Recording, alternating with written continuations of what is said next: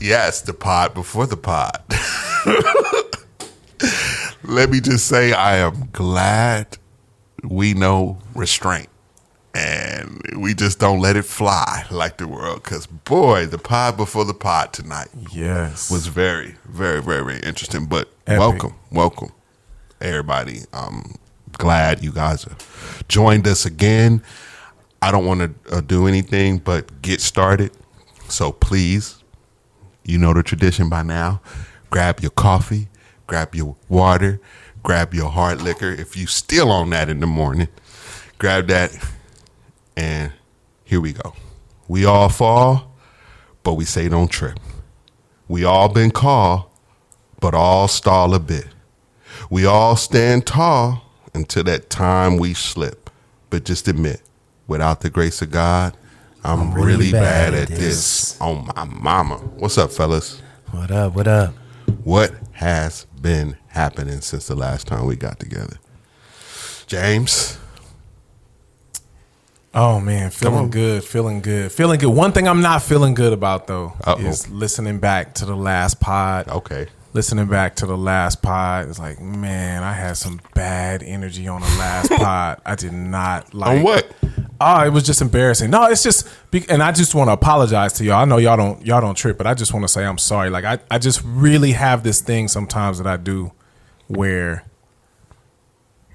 I want to feel like I'm being agreed with. I don't just want to express my opinion. I need y'all to agree. And gotcha. It's an ugly thing that sometimes I'll try to hijack a conversation if I feel like y'all not agreeing, or at least letting me get my point across. But none of that happened. Okay. I had full opportunity to get my point across. But there's this ugly thing in me that I have sometimes where it's like I want to hijack a conversation and bully y'all into agreeing with me. So I heard myself doing that. Y'all may not care about it, but I do want to apologize because there's too much dope stuff. There were too many jokes. There was too many things that were trying to come out, and I just wouldn't let it happen. I was like, nope, stranglehold. And I was like, I hated listening back to it. Even though it was a great episode, there's a lot of dope stuff going on, but that part just was like, come on, man. So it's just another example. I'm just really bad at this. It's just, and you know what? I need y'all help on this too, because I feel like here's where it comes from. What's that? There's a bunch of dope spaces where I'm flourishing, and thank God for that. God is good. I have an amazing life. I'm sure countless people would trade places with most of us, right? Gotcha. But there's a couple of spaces where my voice is not being heard or my plan is not executing like I want it to. So when that starts to happen and I start getting the residue of my voice not being heard in other spaces, I start getting triggered. Got you. You see what I'm saying? Oh, I know. So it's like, like 5 or 6 things are going good. Like I always talking about like, great life, great wife, great kids, great church, great job, just great stuff going on. But some of the other things, like especially the thing like my passion projects, they not moving like I want them to move. Or if there's this other little area where I don't feel like I'm being heard. You see what I'm saying? It's triggering. So then when I heard it, so when I come in here, we having great conversations and y'all might want to go a different direction than me. I'm like, nah, I can't. Because my voice not being heard. You see what I'm saying? Yeah. Locked so in if anybody ever listen back to that episode, you'll hear it. So apologies to all the listeners, whoever. This just, I think that's healthy though, to come back and be able to say like, yeah, here we go. There's that ugly side that need to be worked on. Because I know I'm not the only one who's having frustrations with their little passion projects not taking off. Nah, man. And I remember one time you told me, and I wanted you to elaborate on this. You told me with one of my passion projects, my clothing line, you was like, you had one piece of advice. This is probably 5 years ago, right before COVID. You was like, don't stop. Yeah. That's all you said. Just got one thing for you to remember, James. Don't stop. So I wanted you to help somebody with why you said it like that, because that's all you asked me to do. It's you saw it. I could use this as an example. You saw it with the pod. We didn't stop, right? We still haven't stopped. It was raggedy in the beginning. People would say it like y'all was trying to find, but we didn't stop, right? Yeah. And that's it. You're seeing it because you got to make mistakes. The thing is like you can't get away from not making mistakes, and we be wanting to like plan our routes where it's like, I really want to think it out to where it ain't gonna be no mistakes, and it's just gonna be smooth. That's not how it worked. It worked by you doing it, and you're going to hit the roadblocks. But then it's like, what do you do next? And by the time you start flipping over these roadblocks and you're going to find yourself getting stronger and smarter and getting more tools in whatever you're doing, but you got to keep going. That's the thing. Yeah. And when you stop, you don't get to the good part. You don't get to the, over. If we stopped pod 3, what would it, we'd have been like, oh man, we ain't really got it together, or whatever. And just stop there. We wouldn't have seen this far. And it's just that simple. I remember, I never read this book, but I remember, what's his name? Tavis Smiley. He had a book called Fail Forward. I didn't read the book, but he would talk about it because it was a time he had a show with, what's his name? That was running for president. I can't, a black suit, black dude, Gap. What's his name? Afro. What's his name? Who ran for president? Yeah, he was running for the fro with the in the suits, the smart dude, the smart brother, the real smart dude. Not the we sound horrible. Cornel West. Cornel West. Yeah, he used to have a show with Cornel West, and then he was promoting that, but it was all about you gotta fail forward. Yeah. You know what I'm saying? You're gonna fail. You're gonna start doing some stuff, and this ain't gonna work. But just keep going, type of deal. And I never forgot that. Didn't read the book, but got the concept what he was saying. And that's, it's just something that you got to do. And if you like listen to a lot of entrepreneurs, and you listening to like motivational books and business and stuff, you're gonna start seeing certain things in everything. Everybody got a little flavor, but you're going to see this through line. And one of the things that all of them will say, you got to keep going, bro. So I believe people who are going further down the line than me. You know what I mean? I believe them. I like, all right, let me try, and knowing that we going to fail. So that's that. Dope. Buki. Hold on, man. Y'all, I asked for y'all forgiveness. Do y'all forgive me? I asked for an apology. I apologize. We got to really recognize that you did something, but I forgive you. Okay, that's all. I forgot what you asked apology for. For he was just hijacking last episode. Pushing his issues. All right, yeah. I just thought James was being James, but I get you. We forgive you. This man, on the other hand, brother, you sent us some. Now I live in Gardena. For those who don't know, that is the city I currently stay in. And somebody made the cover of the Gardena News. And when they sent the picture, I was like, oh yeah, that's it. But not only did he made the cover of it. Front page, baby. Front page. Hood start. Mama, I made it. Mama, I made it. What was that about, Boogie? What was that? Tell the people. So, front page of the, the Gardena Valley News. You know what I'm saying? Yeah. Yeah, your boy Bookie was, all suited and booted. Nah, in my work clothes. Now I was out there serving the people, and my little part-time job I was out there doing, and I was, probably served close to like 400 or 500 people. I was slinging sausages and links. Whoa. on the grill, bro. Whoa. Yeah. Nah, I was out there feeding the people through the, I had this huge grill out there burning up, you know what I'm saying, serving the people, and the news came by, the paper actually came by, and, gave me a little shout out in the front page of the paper, you know what I'm saying? Yeah. Little hood start for the week, you know what I'm saying? Yeah. But then not only that, I had a stellar week last week. What was going on? Man, it was my 21st wedding anniversary, bro. Congratulations. Ooh, shout out to wifey. Congratulations. Diddy, love you, babe. Yeah, 21 years, bro, this week. Like, do it seem like it? Because that sounds like a long time to people. Does it sound like a long time to you? Man, I feel like a long time to you. When you look back, man, 21 years is a long time, but it really don't feel like 21 years, bro. Nope. It really don't. Have you had like a few different eras in your marriage? I feel like I got eras. That first few years was like, felt like 21 years. Maybe that first, you know what I'm saying? That first 3-4 years felt like 21 years. That's that adjustment but period. After that, it just, yeah, man, it just, it just rolled. You know what I'm saying?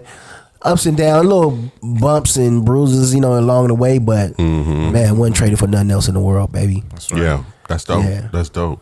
We're gonna have to talk about those eras at some point. That'd be dope too. Maybe next one, Absolutely. marriage eras. Man, I know I got at least 3. That's why I put on there that document. Blowing up the bridge to Pound Town. That was a thought I had because that's what we be doing as husbands. Everybody has blown the bridge to Pound Town. Blowing up the bridge. Which means, you say, what does that mean? I'm going to tell you what it means. It means that you have ruined intimacy for the evening. Like, you kept talking. You could have just shut up, but nah, you decided to blow the bridge to Pound Town. Now you on the other side looking like, dang, that's really where I wanted to go.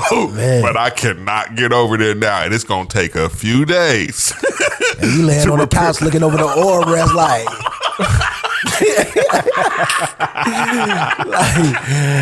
man, forgive me. And it's easy for us to we be like, oh yeah, I'm sorry. Ain't having it. No. This door is closed. You have blown the bridge, and it needs to be repaired, and that's going to take some time before cars can cross and get over there. You saying I'm sorry? I'm buttoning your shirt. I'm sorry, right? I'm sorry. She's like, yeah, I forgive you. Why you unbuttoning your shirt though? I forgive you for sure. Of course, it won't be brought up again. But put your shirt back on. So I can most definitely say within the 20 plus years of marriage, James, I know you can say the same too, that we've all done that. We have all done it. You might not have described it like that, but we most definitely have done that. And then, like they said earlier on with me, trying to get out the doghouse. That's what I did. I blew the bridge to Pound Town, and it was now time to restore that bridge. So I can say now the bridge has been restored. Just for those who are wondering, the bridge has actually been restored, and we're good. We're traveling back and forth now. Yeah, it came back like the Golden Gate. The Golden Gate Bridge, man. Straight up, it is the Golden Gate Bridge now. But no, it's just some of the stuff, you learn over, 20-some years. What's one of the things y'all think y'all have learned? Because everybody got 20 plus. What are one of the main things that you think that you could give somebody who's thinking about getting married? What's on your top? I know one for me, but what do y'all think? If I can give them, guys say I can only give them one thing. What's the one thing that you would give them? And it's any advice, any aspect about marriage. Man, I got to think about Boogie. What you got? Man, for me, one of the main things for me was knowing how to lead the house, knowing how to be the man without being the macho man.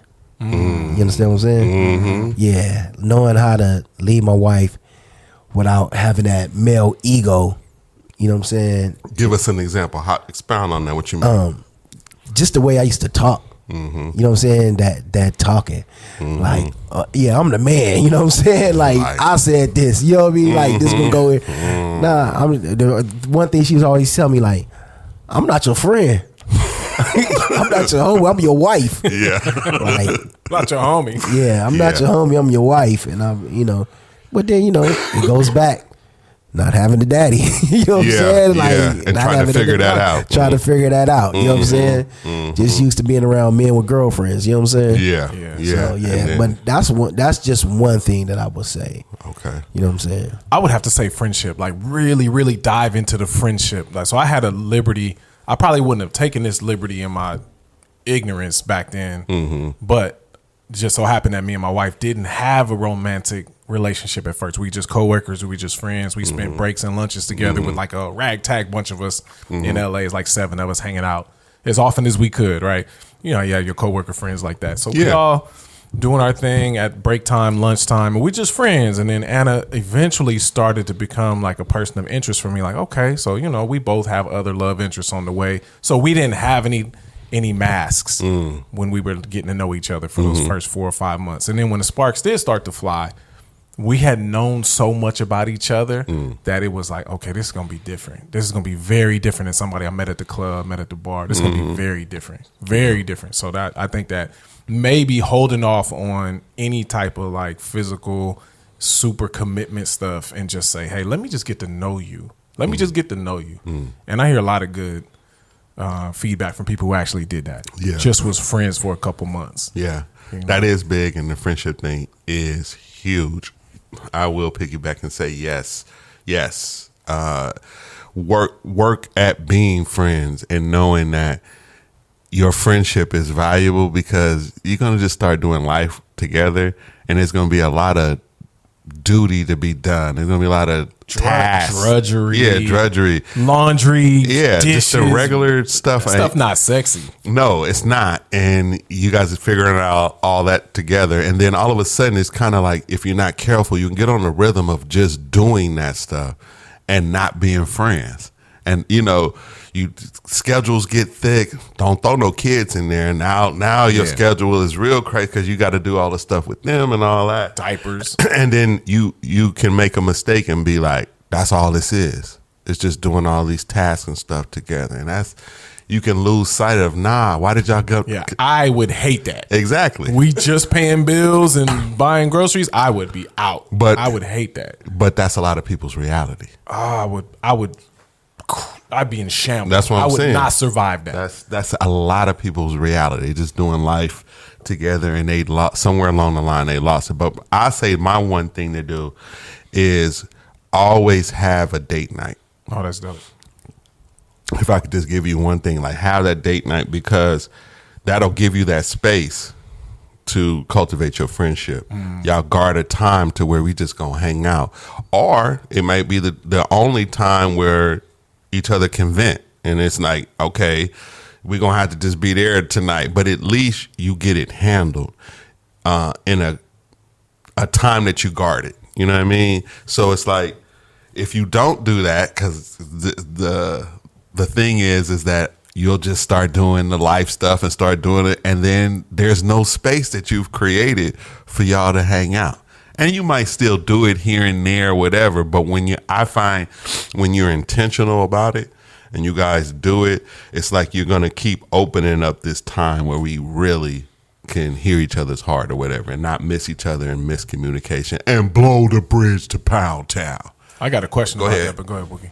Oh yeah, I would. Another thing I would say is some of the best advice I've received, like I said before, was there's two people coming from two different worlds. Yeah, buddy. Right. So arguments and misunderstandings is going to happen. Right.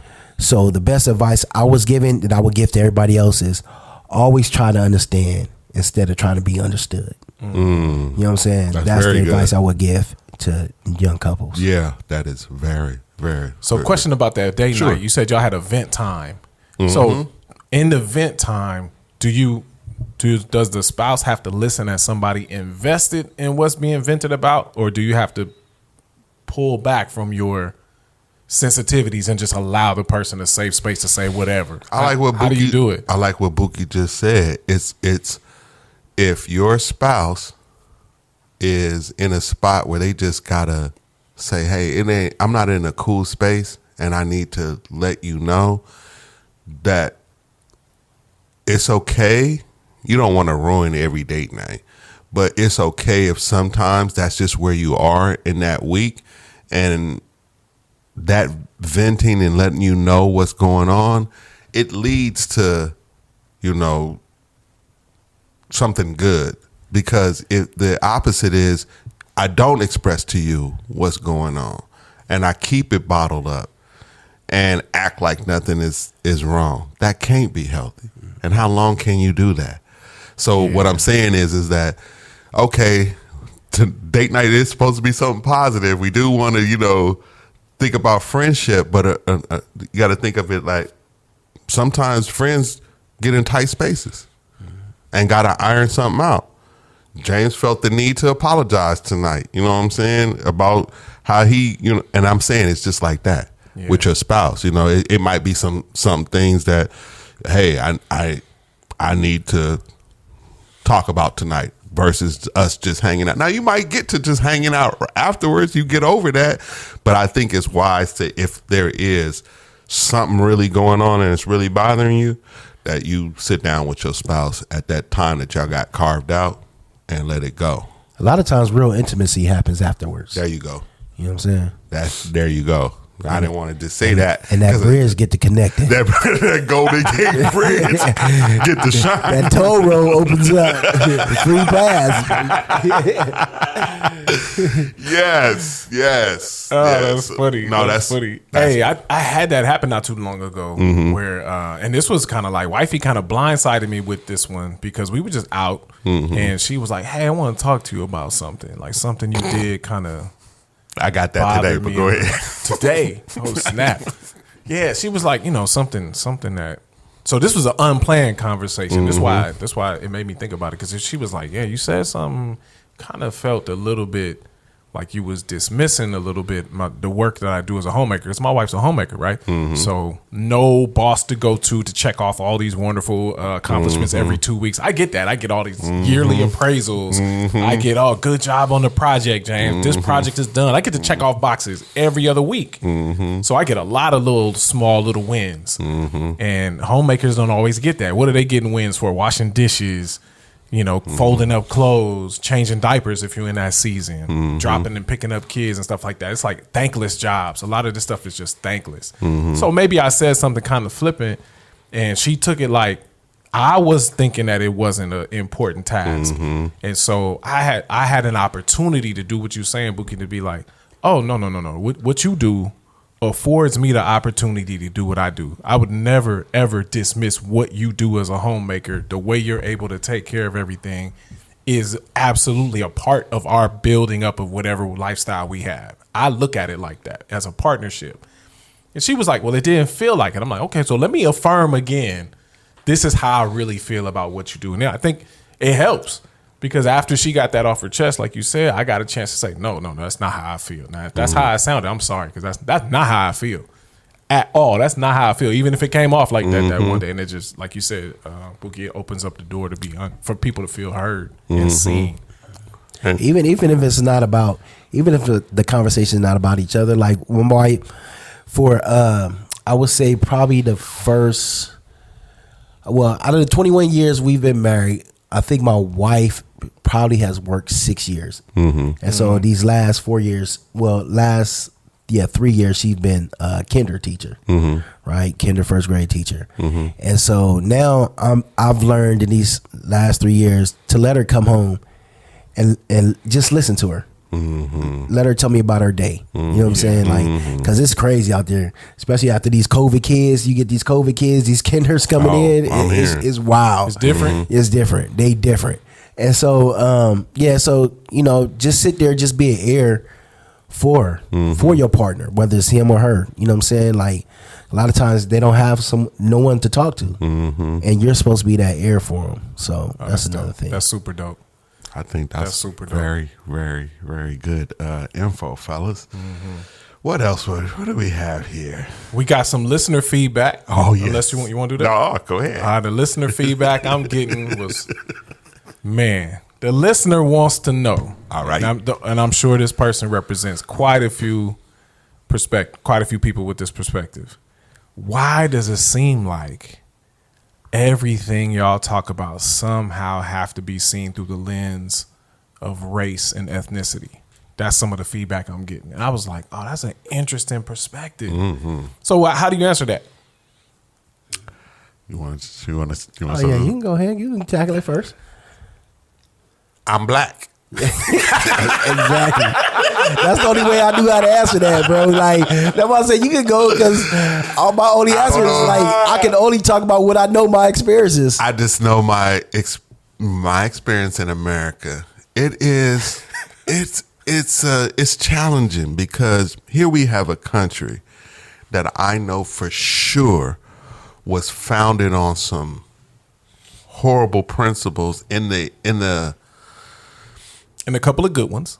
a couple of great ones. I won't even say good. A couple of great ones. Free market, free religion, all that. That's beautiful. Love that. But going, you know what? We don't want to do none of the work, though.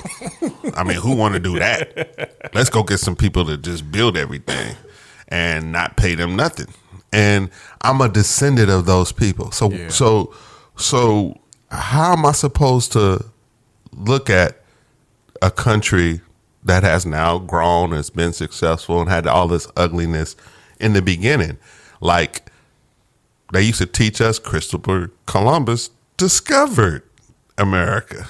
Like, discovered? I remember that. How do you discover something that people already populated here and like living and thriving and they got their own situation and you discover? That doesn't sound right. But that would come later. So our perspective is different, and I can't apologize for that. I'm not. I used to try to do the, you know, mental gymnastics, especially being a believer, and try to make it all go away.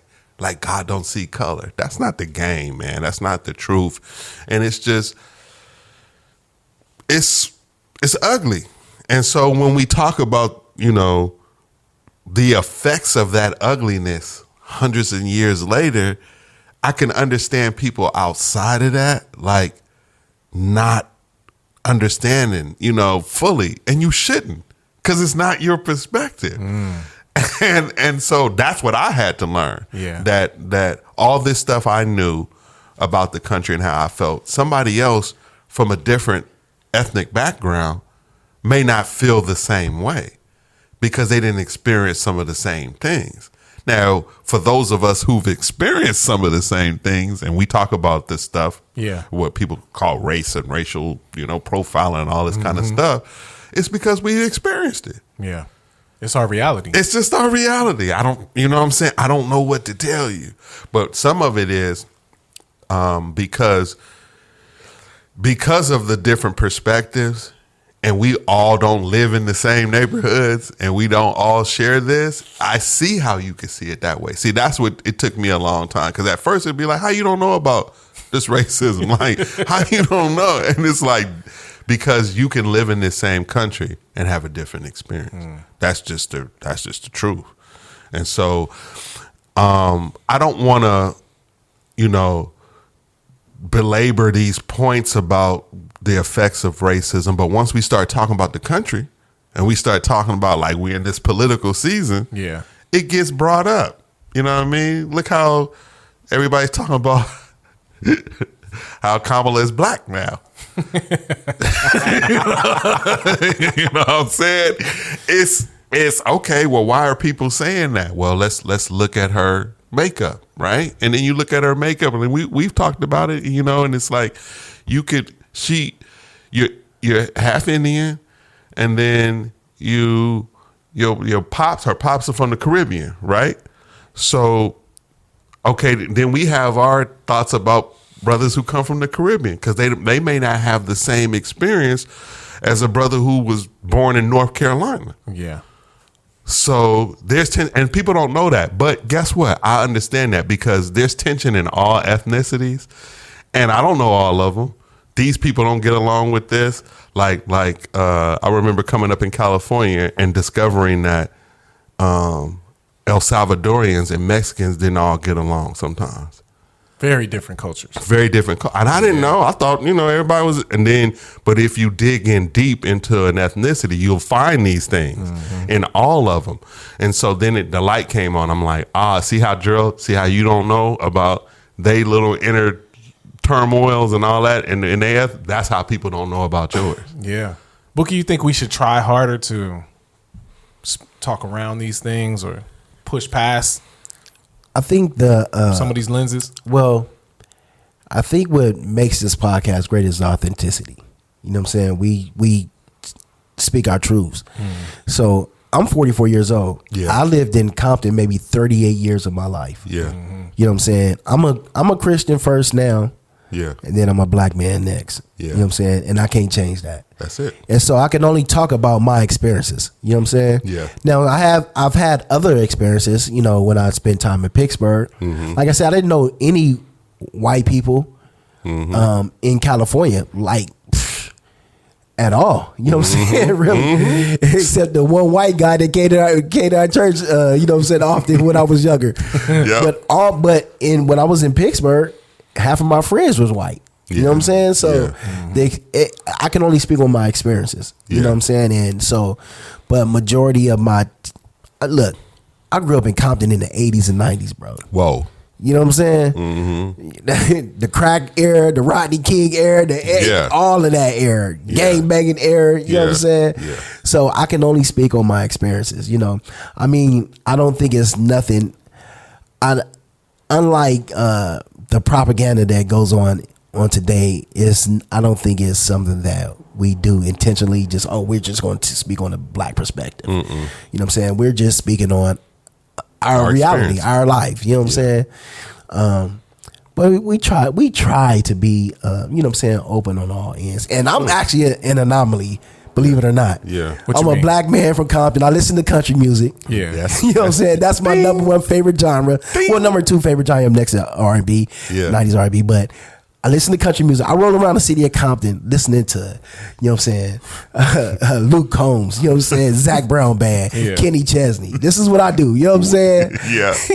You know what I mean? I'm a moderate, you know what I'm saying, when it comes to politics, but I lean more conservative than, you know what I'm saying, than the people around me. Yeah. So, I mean, that's who I am. You know what I'm saying? And that's who I portray no matter where I'm at. Yeah. So, I mean, it is what it is. Yeah. I don't know why, and I don't know if the person said it because it makes them uncomfortable or it seems like you guys are on it too much. Because from my perspective, I don't feel like we've talked about a lot of, you know, racial stuff or, you know, problems with different ethnic groups and stuff like that. So the way I've heard it described is, and not just here, but the way I've heard it described by the power class, which is like the average white person, is it's the power class. There's 60%. What? That's probably what they talking about right there. But that's okay. What? No, go ahead. What you mean? You was like white people. It's probably how they hear that. You know what I mean? I know you don't mean anything by that. You didn't, and you're just stating facts, right? But have you ever? Okay, this came to mind. Have you ever heard a white person say that? You know, we're the power class, so no. You've never heard them describe themselves like that. If they did, it was super woke, young, college age. But I think, you know what? But I ain't around them. I think what it is that people are just like, this podcast is pretty much, we're talking like we regularly talk. You know what I'm saying? This is what we're doing. And so we have listeners who aren't black, have never heard these real conversations. I believe that. These are real conversations we have. We're not having fake conversations. That's it. Yeah. Like they probably have other black people around them that have fake conversations around them. There's a brand to protect. In whatever the conversation is. Yep. So there's only so much that can be said without going too far. Like I was watching the podcast today, and they continually mentioned the risks that they were not willing to take. Like, oh, I ain't about to say that. You ain't about to get me in trouble. Over and over again, they just kept saying that. Whatever the topic was, as soon as it got too far to the edge, they're like, oh no, reel that in. Don't go that far. We're not about to say that. So there's a group of people that are protecting their brand, and it's okay to protect your brand. There's stuff that Disney's not going to allow. Yeah. There's stuff that YouTube is not going to allow. So that's fine. You got to protect your brand if you have a brand to protect. But I think our brand is just, we're a mess. So there's nothing to protect. You booby trapped it, Jay. There's nothing to protect. Hey. You already know what you're walking into. You know the name of the pod. You've heard how we talk. So here's what I think the thing is, what I've heard described about it is, we're kind of like fish in the water. If you asked them what wet was, they wouldn't even know how to describe it because they've never had anything else. And that's what I think some of the power class has to deal with. They don't have to have conversations about culture because their culture is the norm. Their culture is the standard for a lot of people. They haven't had to talk through the lens of race or culture. They only have to do that when they engage somebody like us. So for some, like most of their week, there might not be any conversation about that apart from what's happening on TV. And it's funny that It's just them. you mentioned Disney, and I remember when you all probably remember when the Little Mermaid turned black. Mm-hmm. The responses that people were man, it was disgusting. Y'all blackwashing everything Super woke. I didn't even know people was boycotting Disney like that. because y'all don't let a mermaid be black. And somebody was raising their hand like, mermaids not real. not real, right? I don't think we have like a standard that we have to keep for a fictional character. But y'all did that with such and such, and everybody, y'all done turned there, y'all blackwashing everything. And then Why do I use that accent too? That's not cool either. Like, well, did I use that I think accent? it's That's the under- person I imagine yelling about that. You acting like Kamala. Kamala. Oh yeah. Refuse to say the woman name. Gonna call her Kamala. Gonna call her Kamala from wrestling. Yes, Kamala and him. Oh my God. Nah, it is like I think we've summed it up. It's just our reality, and we've welcomed, you know what I'm saying, the world into real conversation. And we made a commitment to be like, we're gonna try to give you who we are In the garage. In the garage. We've been in the garage having these conversations for decades. Exactly. And I always walk out feeling like, that was dope. That was a dope vibe. Whatever we doing, sipping on something, listening to something. Exactly. And we just brought them to the forefront and just said, all right, let's try to, So there's no way to change that. Otherwise, you asking me to be somebody else. Is that what I'm hearing? Yeah, man. And I understand, like I said, people not understanding who may have never lived in our community. Like people don't understand that. And the same thing Buki said a minute ago. Like, I grew up here in California as well. South Central Los Angeles, I always say 42nd and Western. That's where most of my upbringing was done. And the first white person that really came around was a friend my brother made. I would never forget this, in high school. And I don't know where Jeffrey was going to school at the time. He might have been at Burners. I don't know.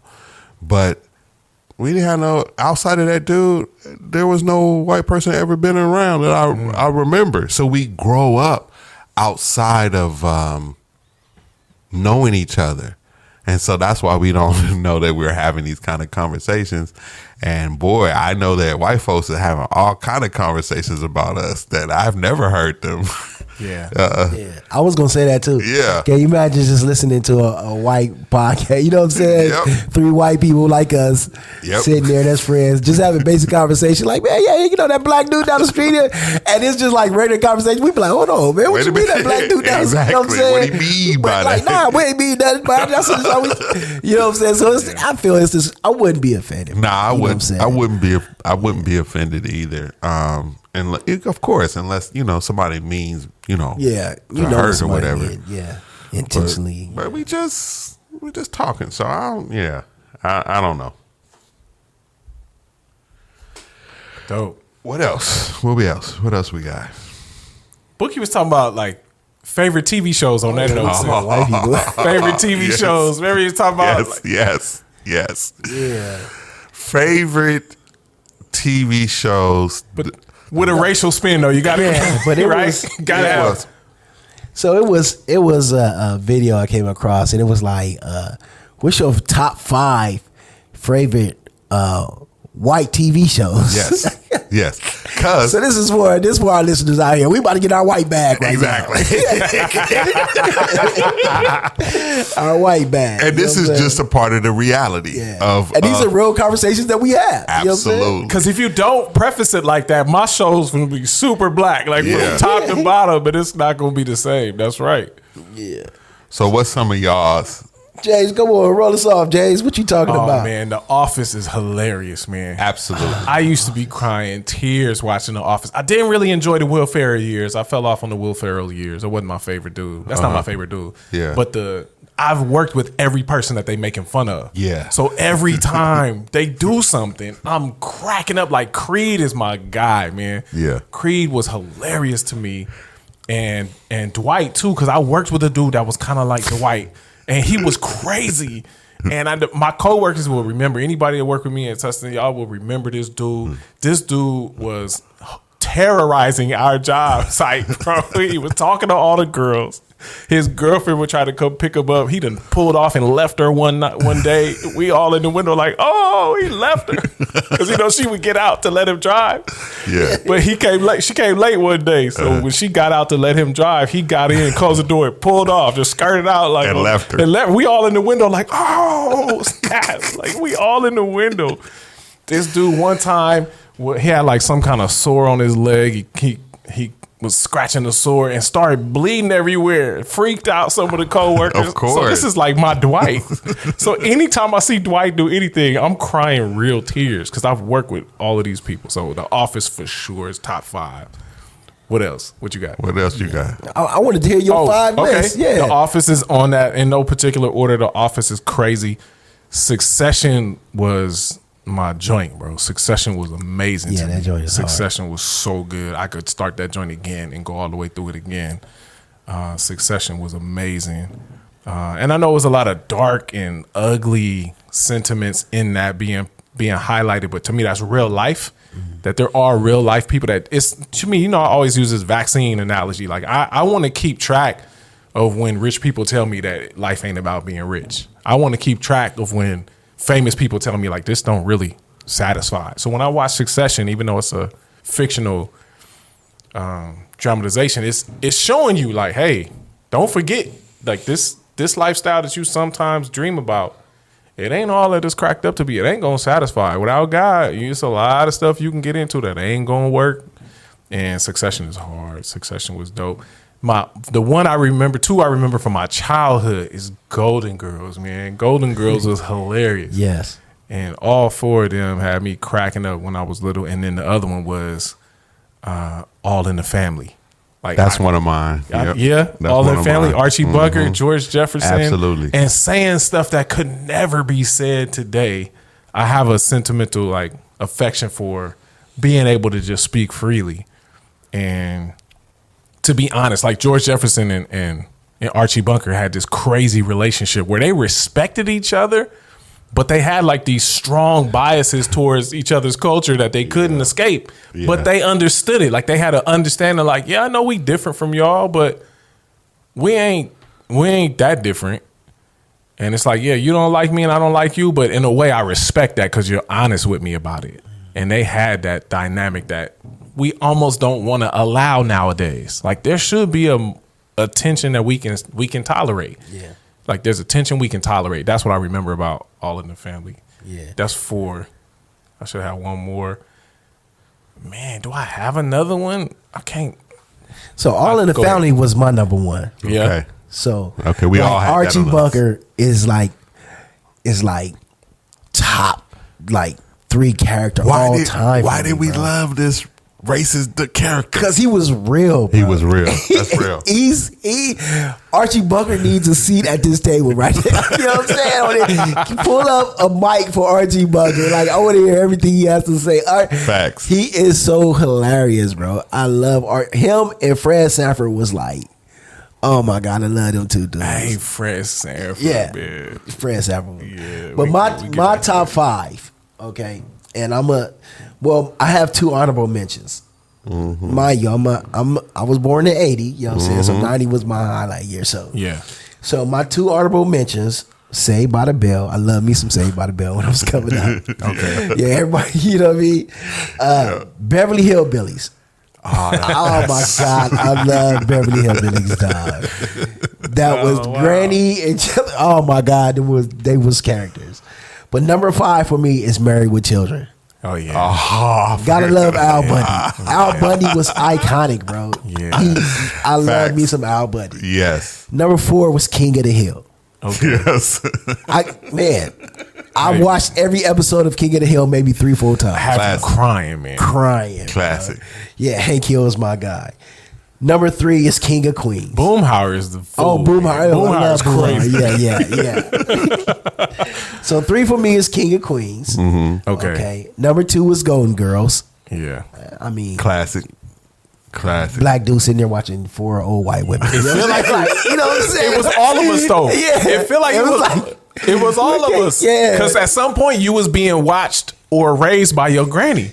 Yeah. That's what it is. A lot of us was at our granny house and she gonna watch it. And that's what I was going to say. My grandmother liked that show. That's why I saw It that ain't show. 6 She got it TVs. on. It's not 6 TVs. It's on in her room. It's evening. We watching TV. Okay, this is what we watching. But this kind of funny. Yeah, and then you start yeah. seeing the dynamics of all of them, and you like, Yeah. oh, this is funny. Yeah. We all grew up on that. So sure. yeah. But you know what? What's funny is, like, I grew up watching Leave It to Beaver, Yes. Donna Reed, Yeah. Petticoat Junction. Yep. You know what I'm Facts. saying? These are shows that my mom had me watching, bro. Like, this is what I grew up watching. That's what I'm about to say. That's all the stuff your mom and them was watching. Man, That's Sid and because that was Red stuff that they was watching when they was much younger. That Yeah. was way before his time. Way before my my time. That's Okay. black and white TV. I mean, we was born with color TV. Yeah. So it's like, why are you watching these black and white shows?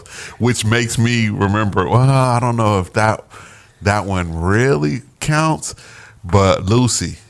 It was half. Lucy is great, man. But yeah, Lucy was was one of those classic ones, and now this throws in.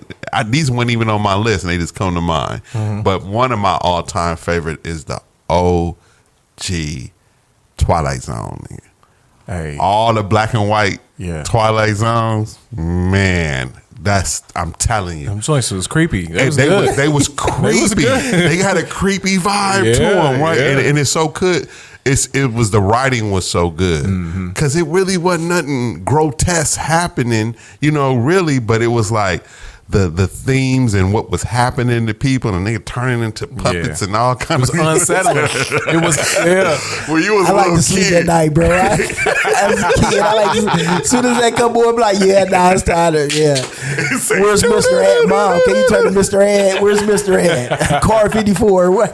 There you go. I can't watch the. But that was the older people around me. But on my list, like my list for real, Curb Your Enthusiasm. Oh yeah. That's up there. Oh yeah. Larry David is just That's your bag. Huh? that is my bag. That dry humor, dude going too far. It's like, dude, it's not this serious. Yeah. And he just like, no, it's not. And then the little things that he invented, like the stop and chat. Like he was like, I don't do this stop and chat. Like, and that's just small talk when somebody come up and then you just say a few things. Oh, it's been it. He like, I don't do this. So that whole series, I could watch that like over and over again. The dude is just a fool. We already said All in the Family. You had that on there too? Yeah, I had that on there. Okay. But y'all remember though, it's kind of like one of the ones Buki mentioned, but the Wonder Years. Y'all remember that? The OG Wonder Years. Yeah. That was I forgot all about it. How many years? Man, that was a good one. And then y'all forgot this one too. This one was so inappropriate for us to be watching when we was young. But Three's Company. Oh, Three's Company. Go and add that to my list. Then. Yeah, because it was all about dating and being single and all that. But Jack was funny. He was supposed to play like he was gay, so he could stay with the two girls. And it was a lot. And Mr. Roper was tickled by that. Mr. Roper. Mr. Roper probably invented the pause game. Yes. Because my man broke the fourth wall every time Jack did something. Mr. Roper get to looking at the screen you heard what he said? I think Mr. Roper might have invented the pause game, yo. You on to something there, James. Because I used to crack up. Add that. That's my fifth. That's my fifth. Between Mr. Furley and Mr. Roper. Bro, I'm done, bro. That's it. Now, did we have any business watching that show with them themes as children? Like, nah, but it was still a good show, and that's what other people were watching around us. But nah, that was. And then this is not like well known, but it is still on Netflix right now, and it's called I Think You Should Leave with Tim Robbins, and it's just sketch comedy. That's all, but it's most definitely from a white perspective, and it's just super goofy.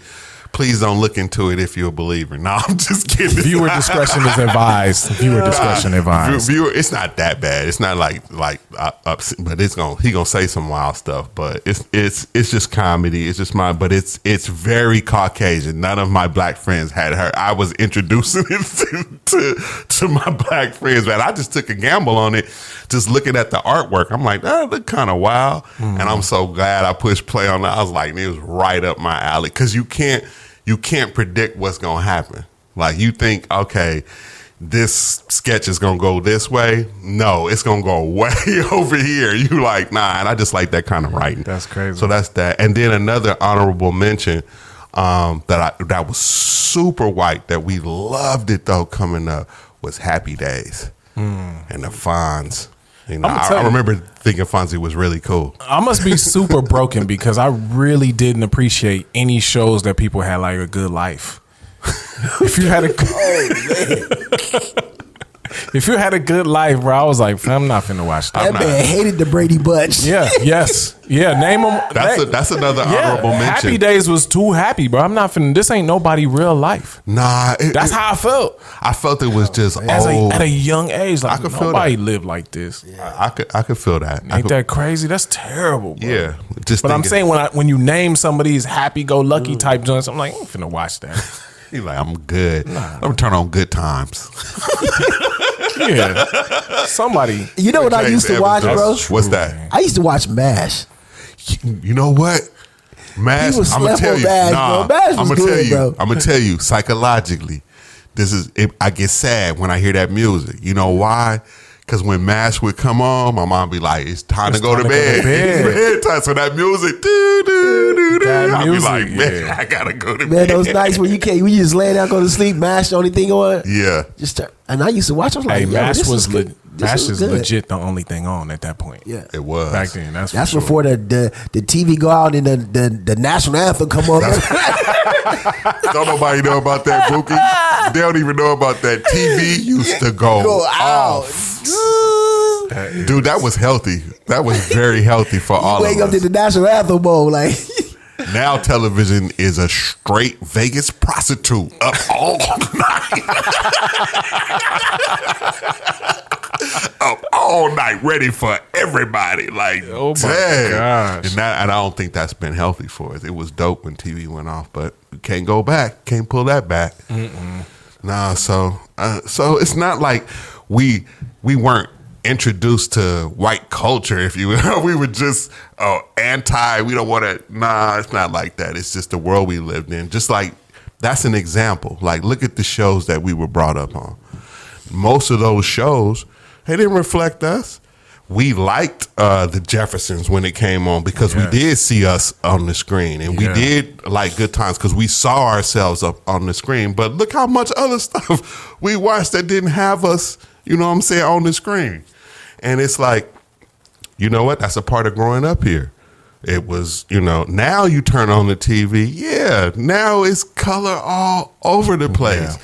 But back then in the 80s, it was a little different. It was some good shows, man. It was. Like Family Ties. Family Ties was good. Solid Gold. I remember that. It was all kind of Gong Show. I remember when this is the classic white show of all time, black and white, Little Rascals. Ooh. Old school Little Rascals. Yeah, I remember they used to play them on Saturday morning. Yeah. I used to get up like, man, Little Rascals was legit. That's fire. You know what? Yeah. And I still like see them from time to time. I got this little thing where I can watch them. What was crazy about that? I don't see any child acting like that since then. Like, there's child actors with it, but not like that, because them kids was young, and they was pulling off some funny stuff and a bunch of lines, and I'm like, this is little Spanky used to like really get it in. Like, he was a little ringleader. And then don't forget the singing. Yeah. And then I'm like, these were some real talented kids. And it seems like people don't produce stuff like that with a bunch of kids. Because I remember that movie, y'all might not know this because it was in the 80s too, Bugsy Malone. Y'all don't remember that it was a gangster movie. It was a gangster movie, right? For kids, but it was a whole kid, and when somebody got shot, it was a pie gun. Okay. So it was, but it seems like I don't know what about but Hollywood has never tried to do that again. I guess it's just harder to produce. Think about it, just like a bunch of like something that's like Little Rascals. And it's like all the kids on Disney seem to be a little older than that. They not six. Exactly. Them little kids was 5, 6. I think it's probably harder to work with. The Disney kids be like 23 playing like 15-year-old That kids. is true. That is. And when you look at him like, man, he older than me. Yeah. Yeah. Yeah. Yeah. It's good. So yeah, what else?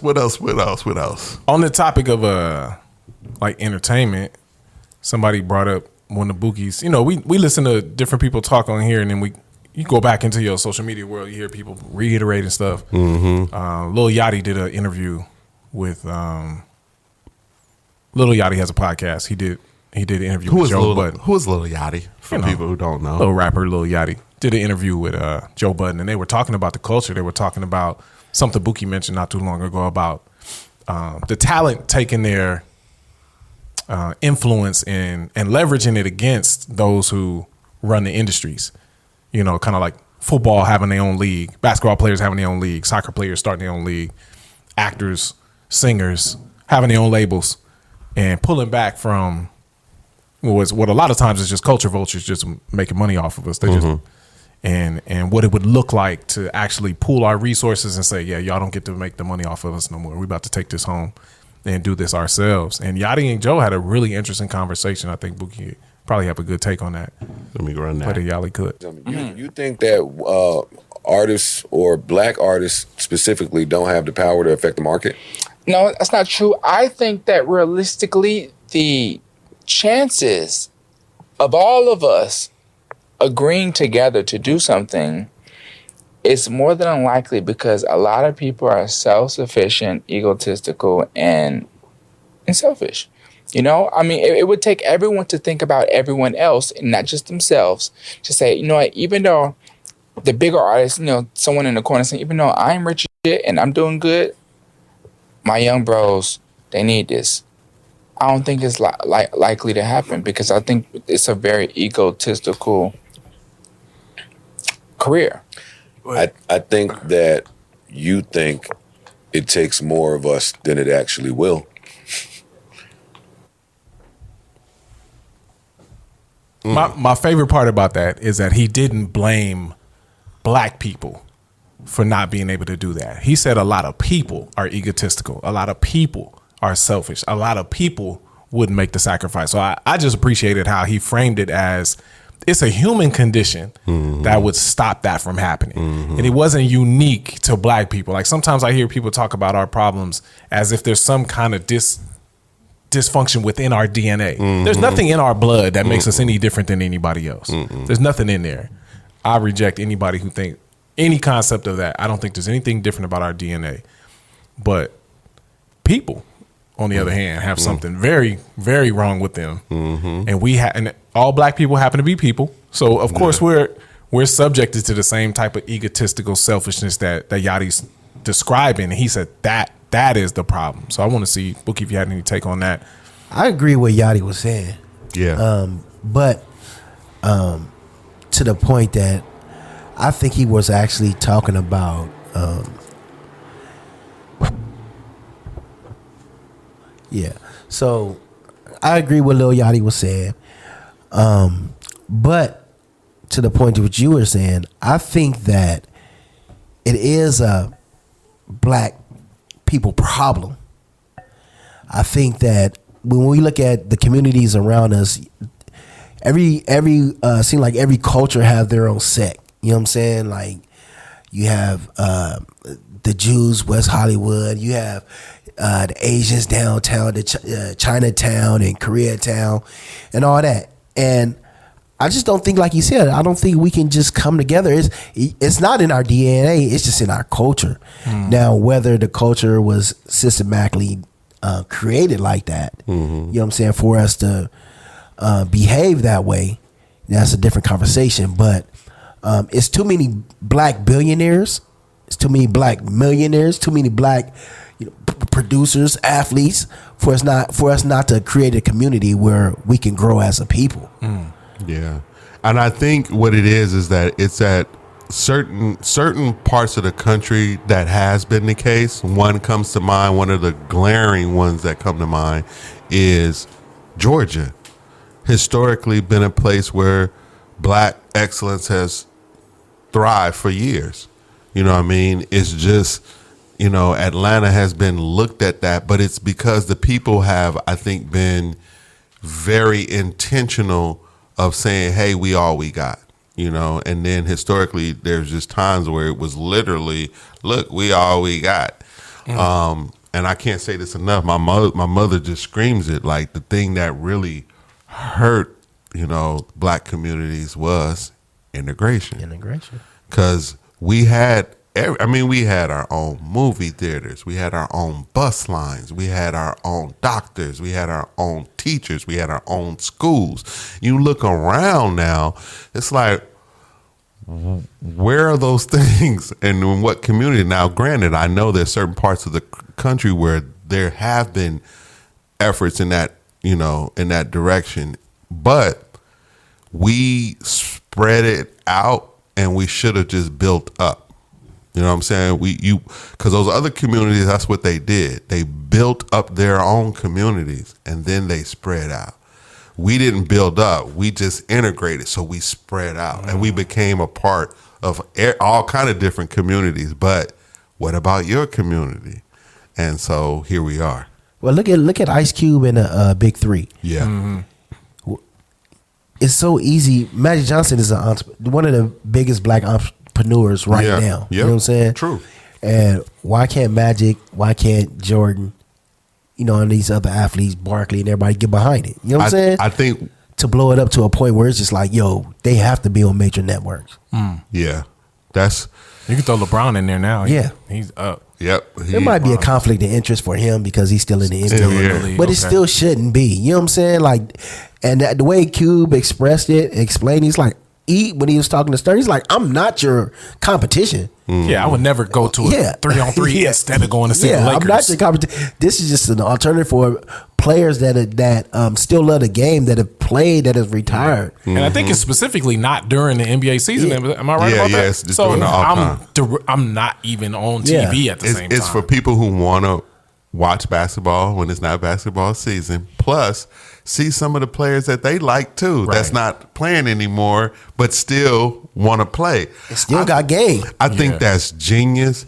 But Cube, he's gone to war with them because the NBA was doing some shady stuff behind the doors. Behind the closed doors, trying to stop him with the arenas. Yeah, and he exposed that, and he won. He won a case against them, but it's not the same. In that he was like, they trying to act like they own basketball. You can't own that. You own the NBA. That's what you own. You don't own every basketball, situation in the nation. And I think it was pure genius. That Big Three, pure genius. Because they got hot over there, and I think that's the hate, because NBA made these people hot. Well, they don't play for the NBA no more. Right. You know what I mean? So, and they still want to play. So why can't they come over here? Right. In this it's not the same type of, and it's successful. Yeah. And I don't know why, but at the same time, I do. And I was talking to, I don't know who this was. We were just talking about just business, and I never forget this. It's a Nipsey Hussle example. It's one of his great things that he would say, and it brought it to kind of brings the point to light. If we know in the hood, people have died for chump change. You've heard at least one story of somebody getting into it, and the dude may have owed him a couple $100. Right. And he didn't shot this dude over a couple, but it's like, that's the scenario that they in.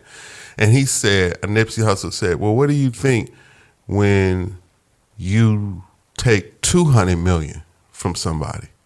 What do you think they want to do at that point? Or they feel that you have messed up 200 million.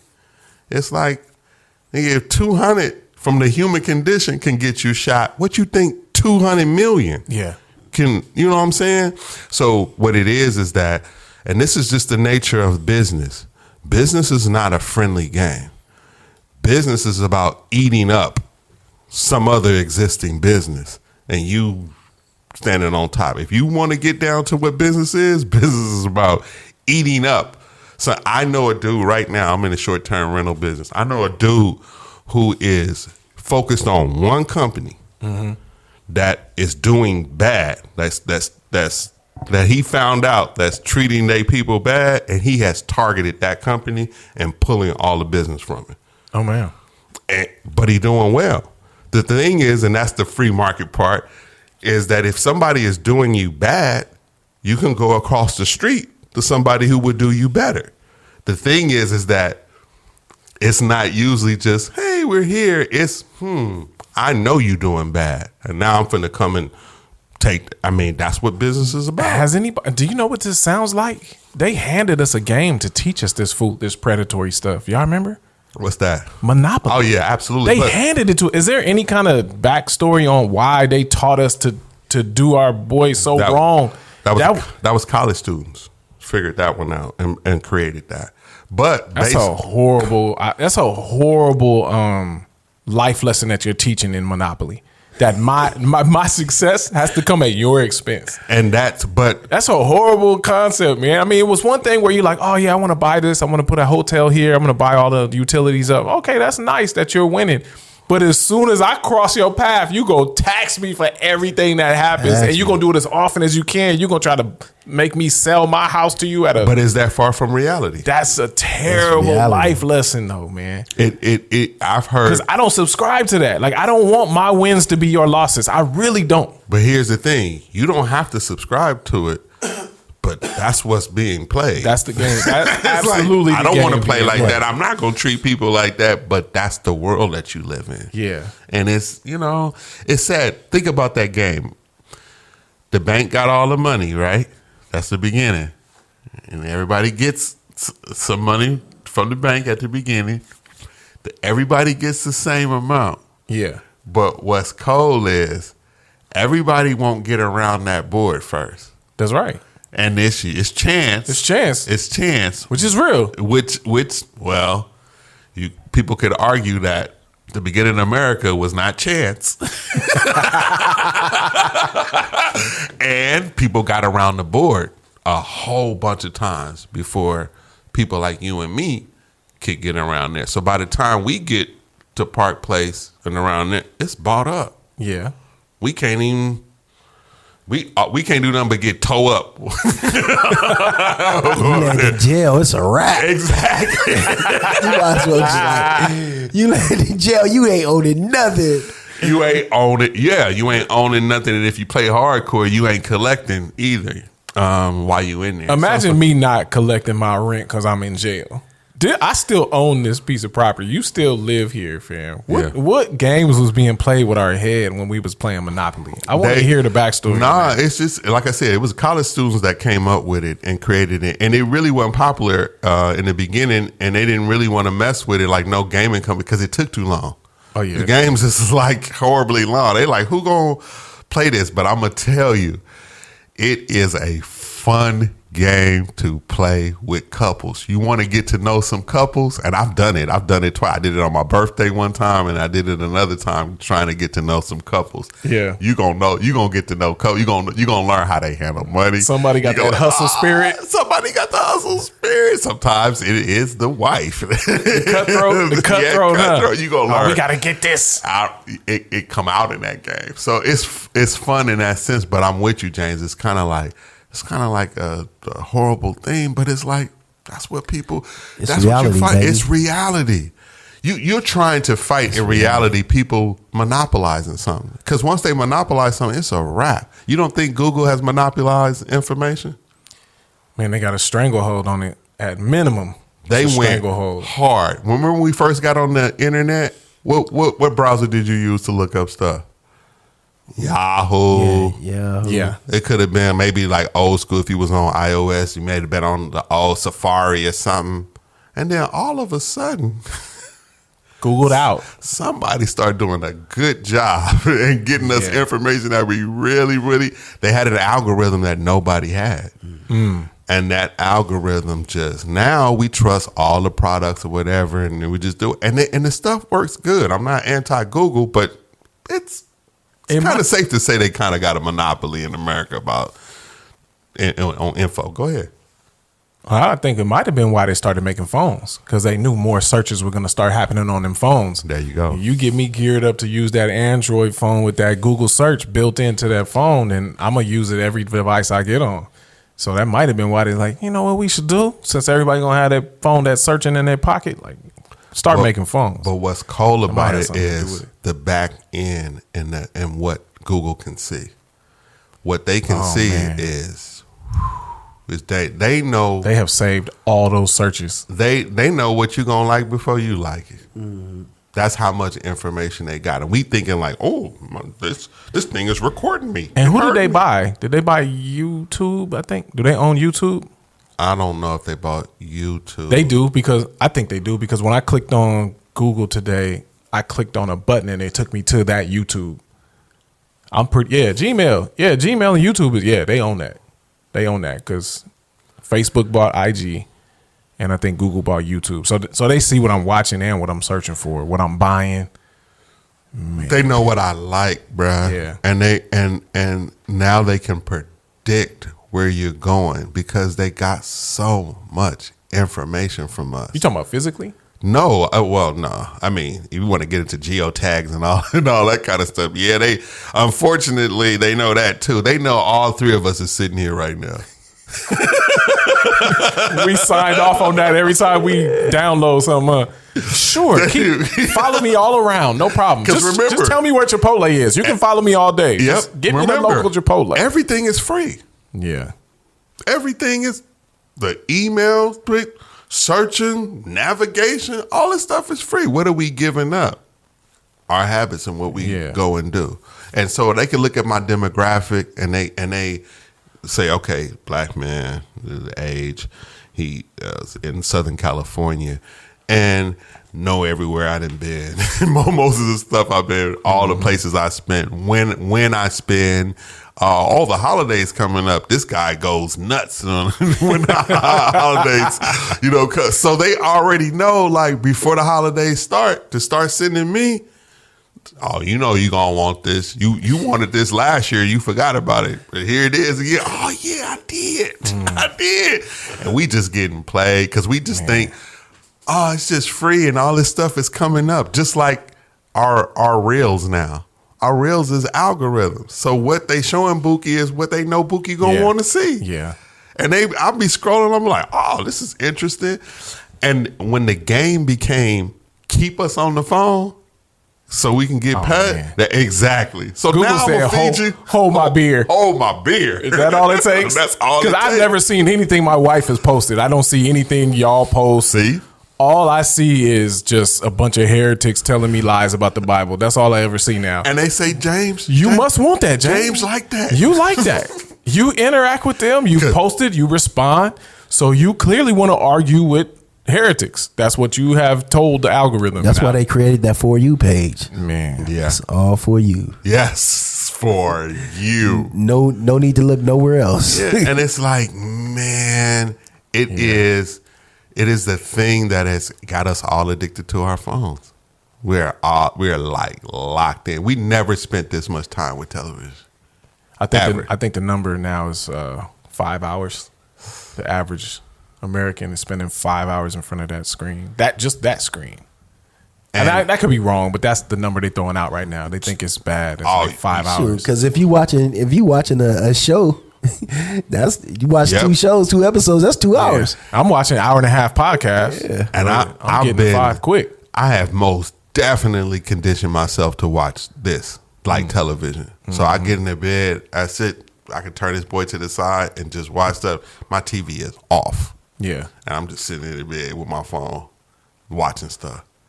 And this is, all right, so we got into this sad topic. Doom scrolling. What are we going to do? No way out. They just tracking us. And, Nah, it is what it is, but I don't know if we will ever go back to just going outside. No, because they're onto something. I definitely do want to see certain things, and they just give me what I want.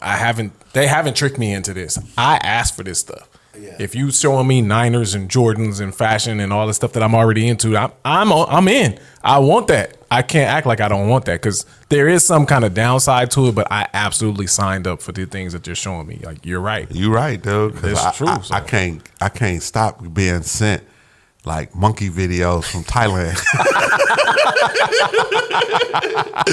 Dude, I love them videos, man. Them people who just be walking, them monkeys is gangster. I can't, man. I hope God let me see that. Oh, I seen a couple of them videos. Man, they'll be going through your pockets. They'll take your phone real quick and look at you. And they be like, give me some food. I know. And dude will give him some food and he'll just start eating and drop that phone back? Man. You serious? Man, I'm like, dude, I got this. See that going through your bag, bruh. Like, I know you got some up in there. And just like, so yeah, I keep getting fed that. And then a guilty pleasure, pray for me. I don't know if y'all ever heard of this dude called Super Ray 14K. Oh my God. That is my ghetto, because he repurposes videos in a very, very hood fashion. I don't recommend it. But it is a guilty pleasure. He does not appreciate foreign street food at all. Yeah, there you go. Oh, foreign street food. Yeah, throw some of this red stuff, some of this cocaine on it. Oh man, that's him. Man, I'll be dying, bro. Yeah, stick your foot in my food. Don't worry about it. Don't worry about it. Just stick your foot in my food. That's best, fine, bro. Oh my God. Put your wrist. Put your wrist in my food. Yes. That's all. I want a little bit of that wrist action. I want that wrist action in my food. Don't worry about it. No, that's fine. Oh, we don't mind that at all. Y'all remember Benzino? Yeah. That dude be like, you know how Benzino look? Like he don't have no neck. And he kind of big. Yeah. That dude be like a Benzino dog. You should see this dog. The dog ain't got no neck. Dude. He be like, where can I get one of these Benzino dogs?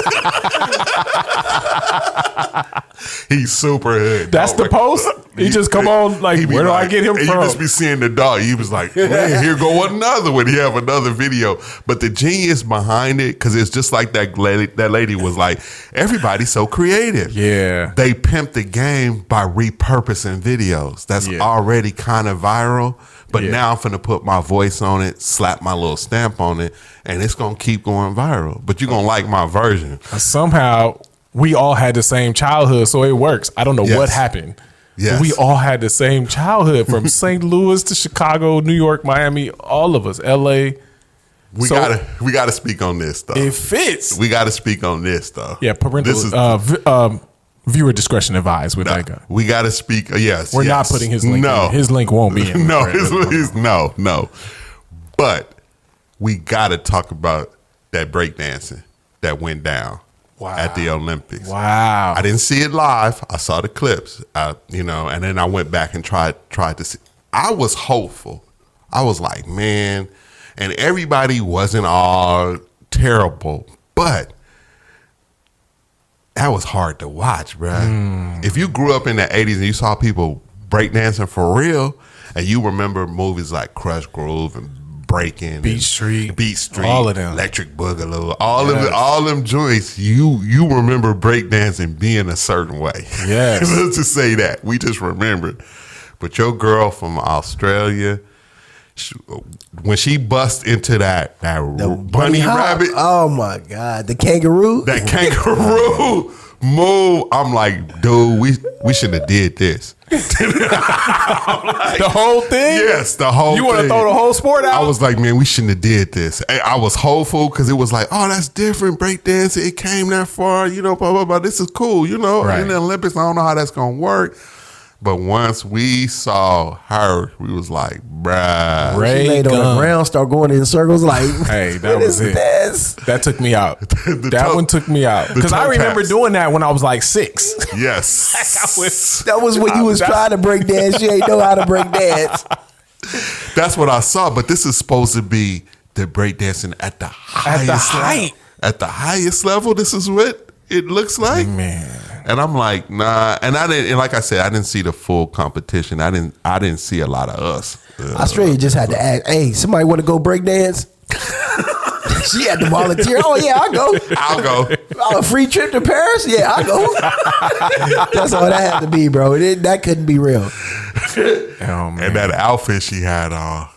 Yeah. And then the other one with the She looked like she worked at Disneyland, yo. She looked like she was making sure I was in my ride. How many people? Two. Come right here. Did she have on a visor too? Like she looked like she ran the roller coasters at Disneyland. She had a full golf outfit on for real. Yeah, she didn't even have like the Pumas. At least have on like the Pumas or something. What you got on Skechers? What are you doing? But the whole competition was kind of whack. Nah, they had some hard. They had some. They was breakdancing to jazz music, bro. That is. You breakdancing to was John Coltrane?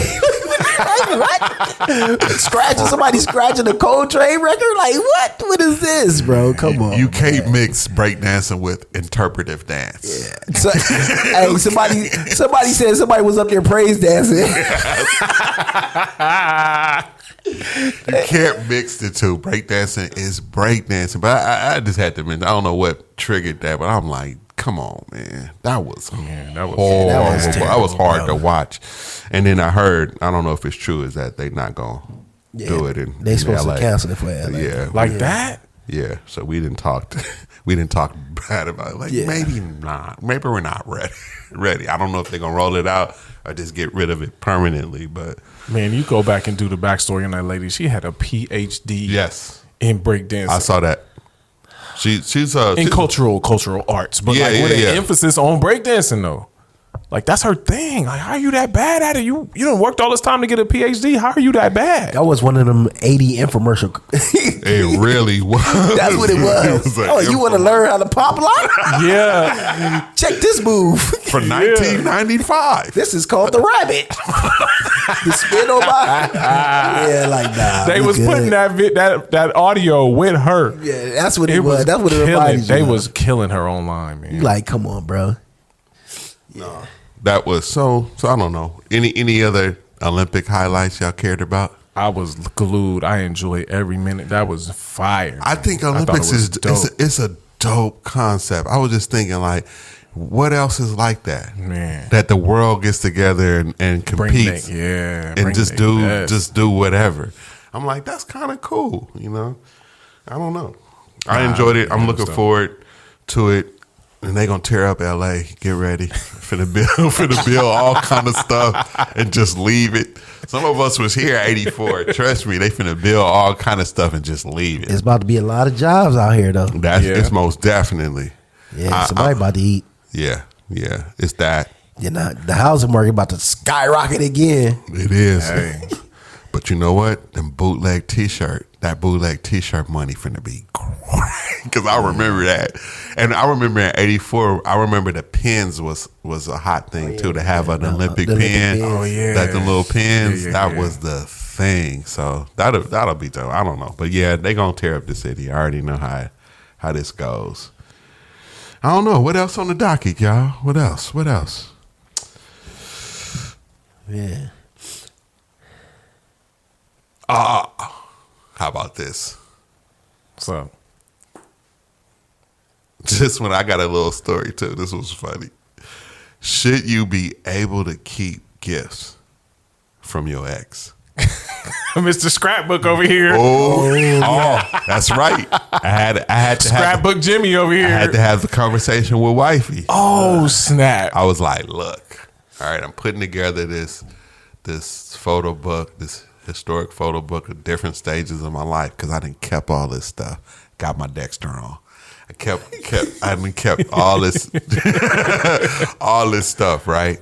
So I'm talking about this ain't been 48 hours since I had this conversation. I was like, all right, I got these pictures of my first girlfriend.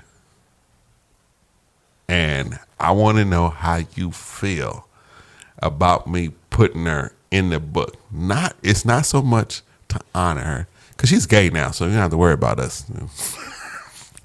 But wow, how do you feel about me, putting it in it? Because I can go either way with it.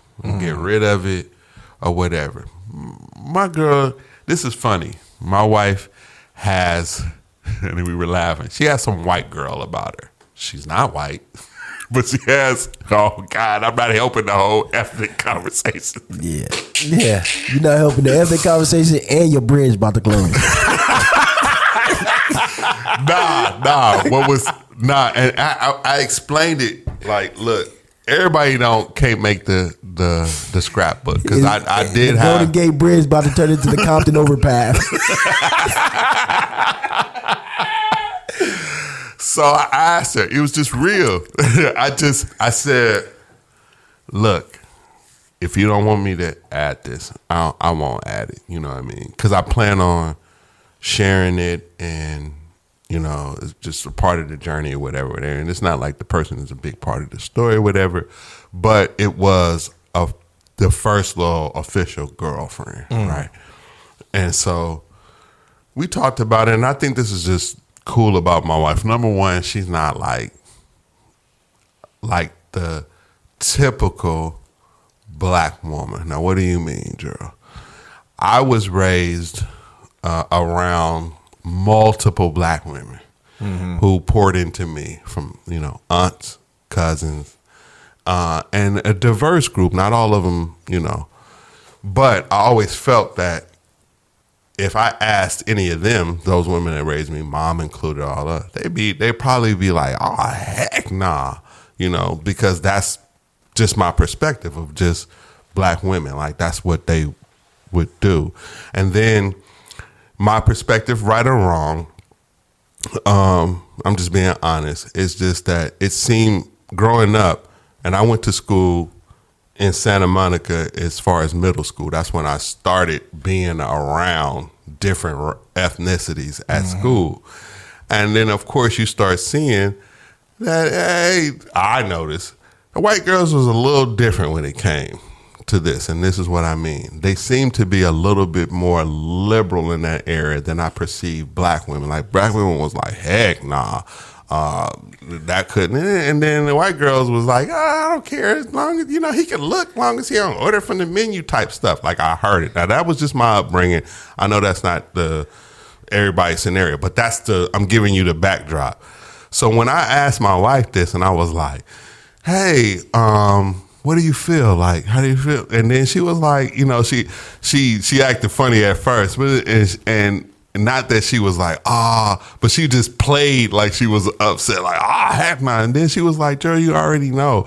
I ain't tripping about that. I know, whatever. And it's all good. And I laughed, and I was like, see, that's where you lot like a white girl, whatever. We kind of laugh. Now, that's just the truth. I'm just telling y'all what I do say. Tia's from Boston, right? Yeah, but she's from Boston. She's from Boston. She's not from South. She's not from 43rd.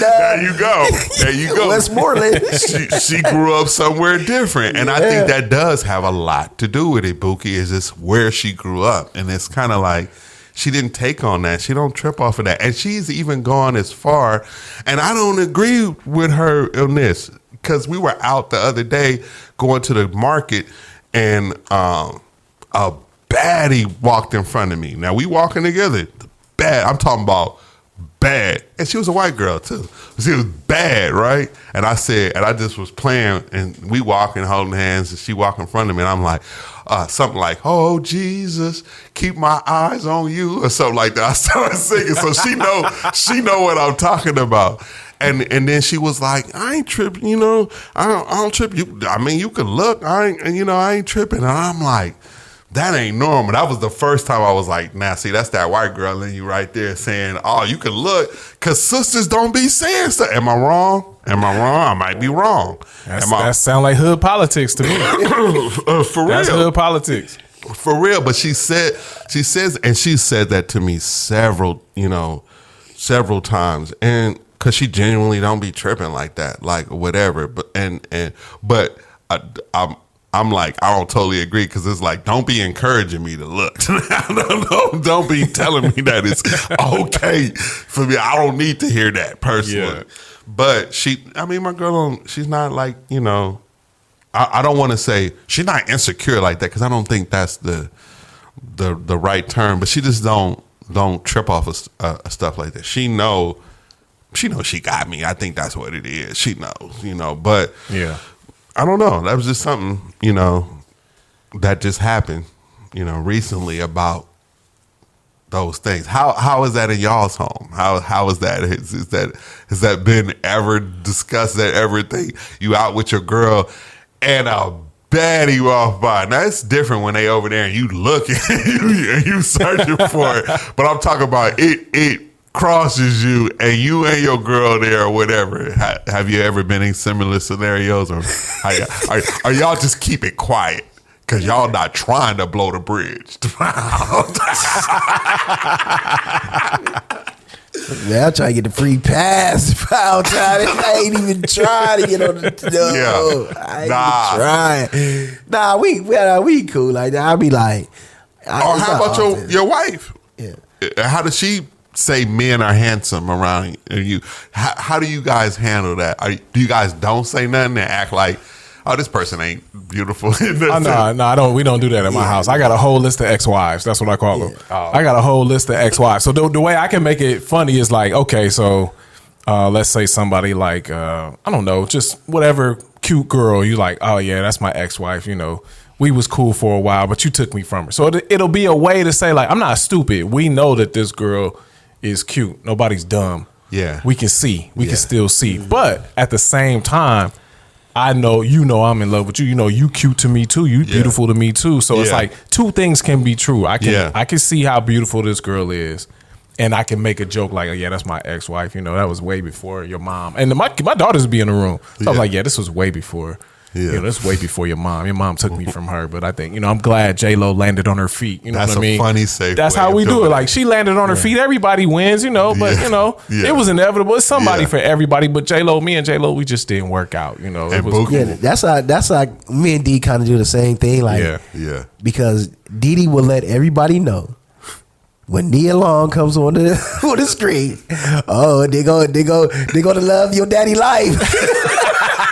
You love her because she know that I love me some Nia Long. I used to love me some Nia Long. Yeah. So y'all know what I'm talking about. It's that kind of thing. Yeah. But women is kind of different though, because it's not. They're not like. I guess it's really true that they're more attracted to the intellectual. You know what I'm saying? Not mine, man. She got Orlando Bloom and but I'm saying Michael B. Jordan. She got a long list. Like my wife, she just like. She would say, "Oh, he's handsome." You know what I'm saying? Yeah. But it's not like, you know what I mean? Yeah. Well, a guy walked down the street like, "Oh man, you see the abs on him?" You know what I'm saying? Not like that. And my wife would tell me, it's funny because my wife would tell me, Boogie, now I don't care if you was the size of a dresser. You know what I'm saying? I was like, why gotta be the size of a dresser? You know what I'm saying? Like, but you know what I mean? Yeah. So y'all can safely acknowledge that the beauty of someone or someone being handsome or whatever. That's all right. Now I've been around people that have said they have told their spouse, you're not as pretty as this person. I'm like, what?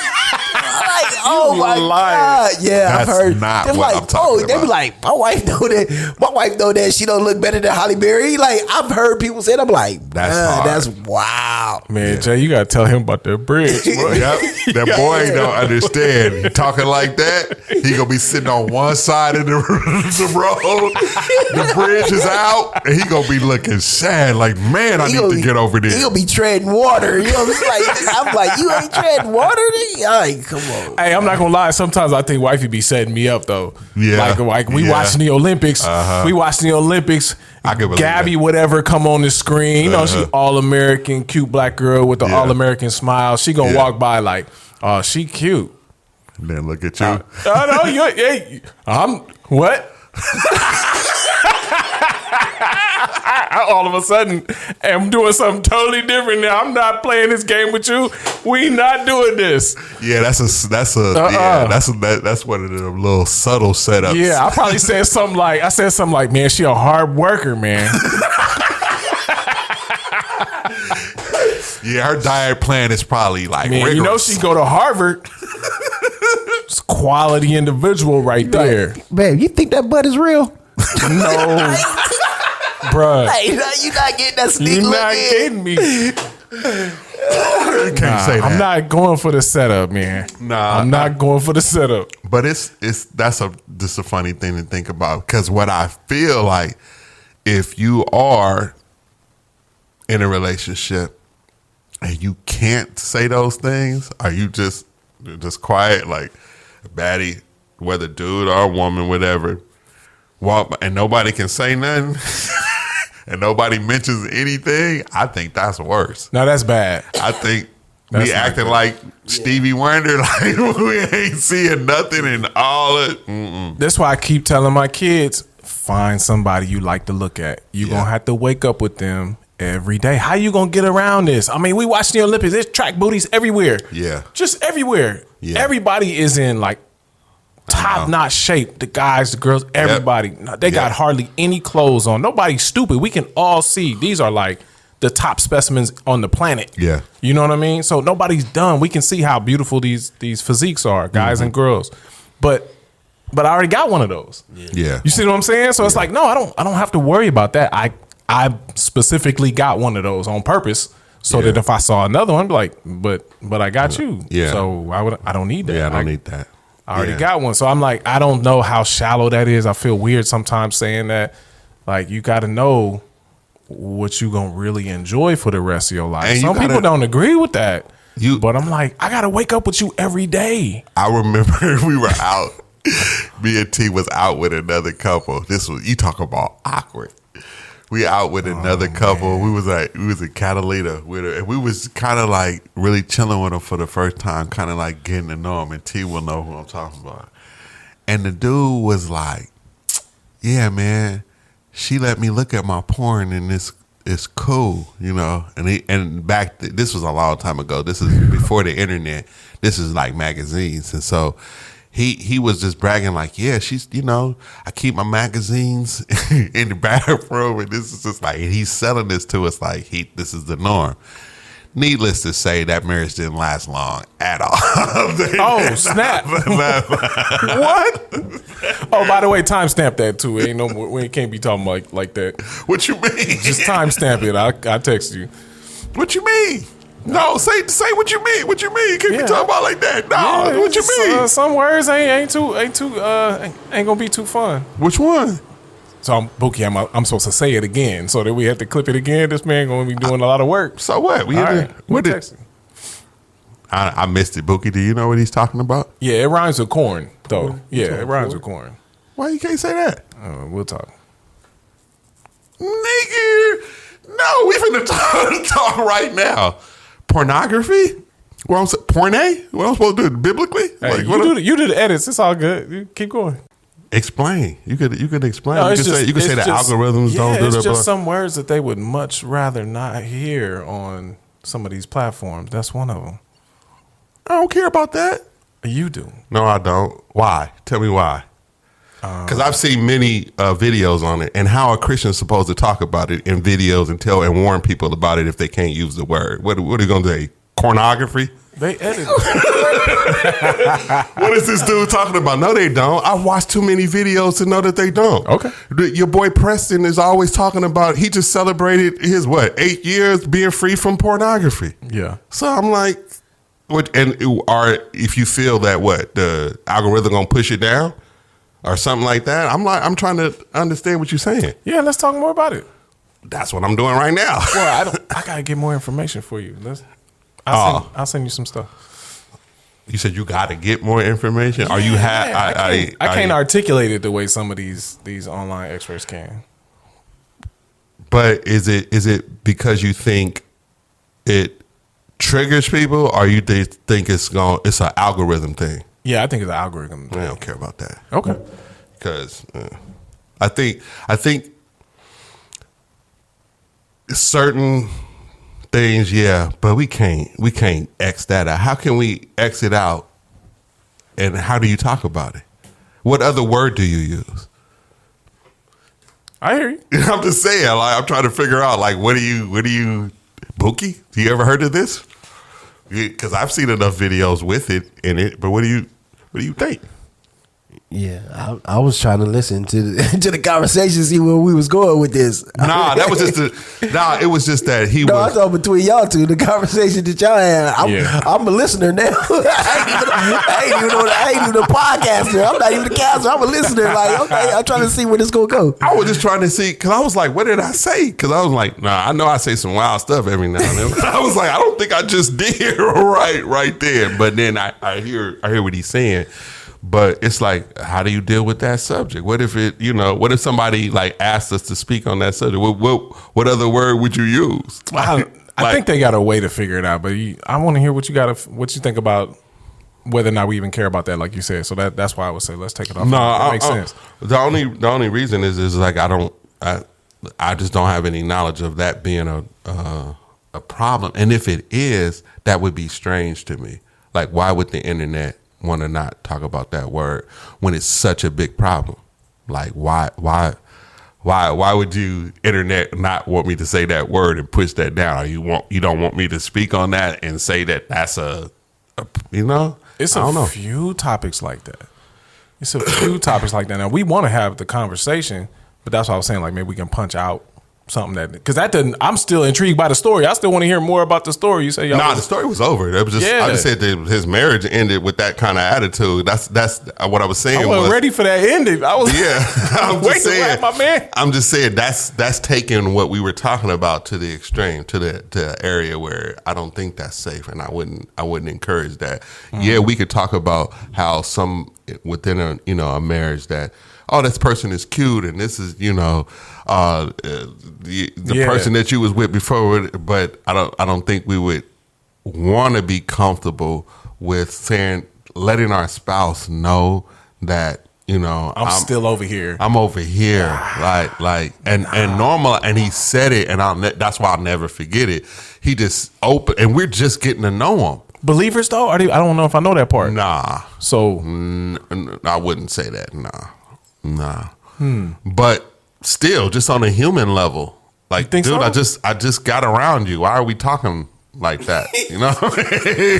We rolling around. We just get, and it was somebody that I knew, like that I was close to. It was their sibling. Got it. And then their sibling and the dude was like, oh, let's just hang out, and me and T, you hang out, and then this. I don't think that's as big of a deal outside the church, man. Yeah, that's what I think. People think it's normal, and a lot of couples think it's normal too. A lot of couples use that to get. You know the pineapple story? Yes. Okay, I do. We got to check the algorithm for that.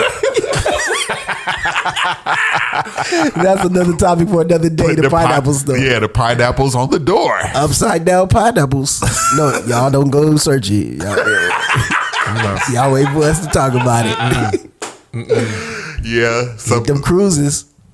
Yeah, buddy. So buddy. Yeah, we were watching. I'm asking. I don't know. I'm asking. I think outside the church, I don't think they trip that hard off. Nah, they do. Some use it as couples watch it together. Everybody ain't into that. Right. Me and T was watching Love Is Blind. That's our show together. Yeah. And we watching Love Is Blind Mexico. And one lady was like, look, I'm into threesomes. Even when we get married, they talking in the pod about it, right?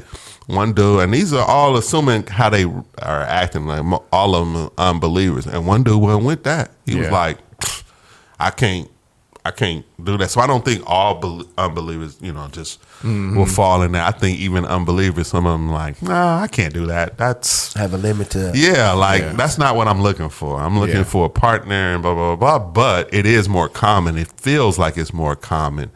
It might have been common when we was kids, so we didn't know, and the adults was doing it. We saying it like it's a new thing, but I trust the Bible. It ain't nothing new under the sun, brother. Yeah, the new trend. Well, I don't want to say it's a new trend, but polygamy is going heavy, especially in the black community. In the black community, I know it's going heavy. Poly is heavy. Yeah. One of the dudes from New Edition, I can't forget. He was on Breakfast Club a long time ago. I dig it up, but him and his wife was on some don't get into polygamy, don't get into the threesome thing. That was their movement. Like, because we tried that ain't healthy. And I thought that was interesting from which seems like an unbeliever perspective, like, nah, don't do that. And it's one of the dudes from New Edition. I can't remember. Ronnie, Bobby, Ricky, and Mike. I know it was, and I don't, Ralph. and I don't remember. It wasn't Ralph. But I'll dig it up. Yeah. But it was him and his wife, and I'll never forget that. I found that interesting. He was on there like, don't go down that road, and a lot of people have. Y'all heard Willow came out as Polly also. She was on Come on, Will Smith's daughter? yeah. Oh, yeah. no, I don't know nothing about Yeah, that. she brought that out to her grandmother and her mother. Does she what? Live in a poly? She's poly, yeah. She's Oh. poly. Yeah, she's openly poly. Yeah, it's a big, like you said, it's getting bigger. It's becoming A lot of a people, wave. they're pushing it as a financial situation also. Like, They all coming together. I saw a couple of videos talking about that, but is that new, or is it just repackaged for this generation? Yeah. And here it is. It's not gonna work. So, we'll always see the beginning, but we'll never witness the end. We'll see them like, yeah, we're doing, but when it's all bad or whatever, they don't come back online and be like, look, it's all bad. That's why I found that thing of, I don't subscribe to that. I don't know how we think that so many things don't work. Like when we talking about something from a biblical perspective of like God is going to judge us at the end. Yeah, of course. That's but if what we I just mean. that's the Christian perspective. But for the rest of the world who doesn't necessarily feel like those things are wrong, they can look back and say like we not naturally built for what they can make up whatever excuse and they can live out that life and be fine. It's not going to end well because we all know we got to stand before God. But if we know that, everybody don't sign up for that. I think some people can really make that work. I think whatever work means for them, they'll make it work. you think? You don't think that? I don't think it. I think there's Cap always somebody in that is in front. relationship that always be like, they're disappointed. Yep. You know what I'm saying? Because you can't love more than one person at the same time correctly. not correctly. You know what I'm saying? You can come up with your own little version of it. But somebody's gonna be lacking in that relationship. Man, you know how hard it is to love one woman, your wife, Exactly. to satisfy her mentally, emotionally, and sexually. What you gonna do with two other women? I think this just depends on the arrangement. I think I'm just hesitant to project my Christian morals onto a group of people that don't have that. Well, so I if know they don't somebody share those personally expectations in a poly relationship. But yeah, and I'm not saying That's that. what I'm saying. I'm not So saying it's like- everybody's gonna be happy. I'm saying like Yeah. if you project Christian morals onto a non-believer, you're also gonna project sometimes the outcomes that you expect because you have these biblical frameworks that everybody don't feel like they losing. yeah, but what I'm saying is I'm not doing that. What I'm saying is I clearly understand how God has designed a man and a woman. Yeah. And when you're trying to alter that, you're not going to get to where you think you are.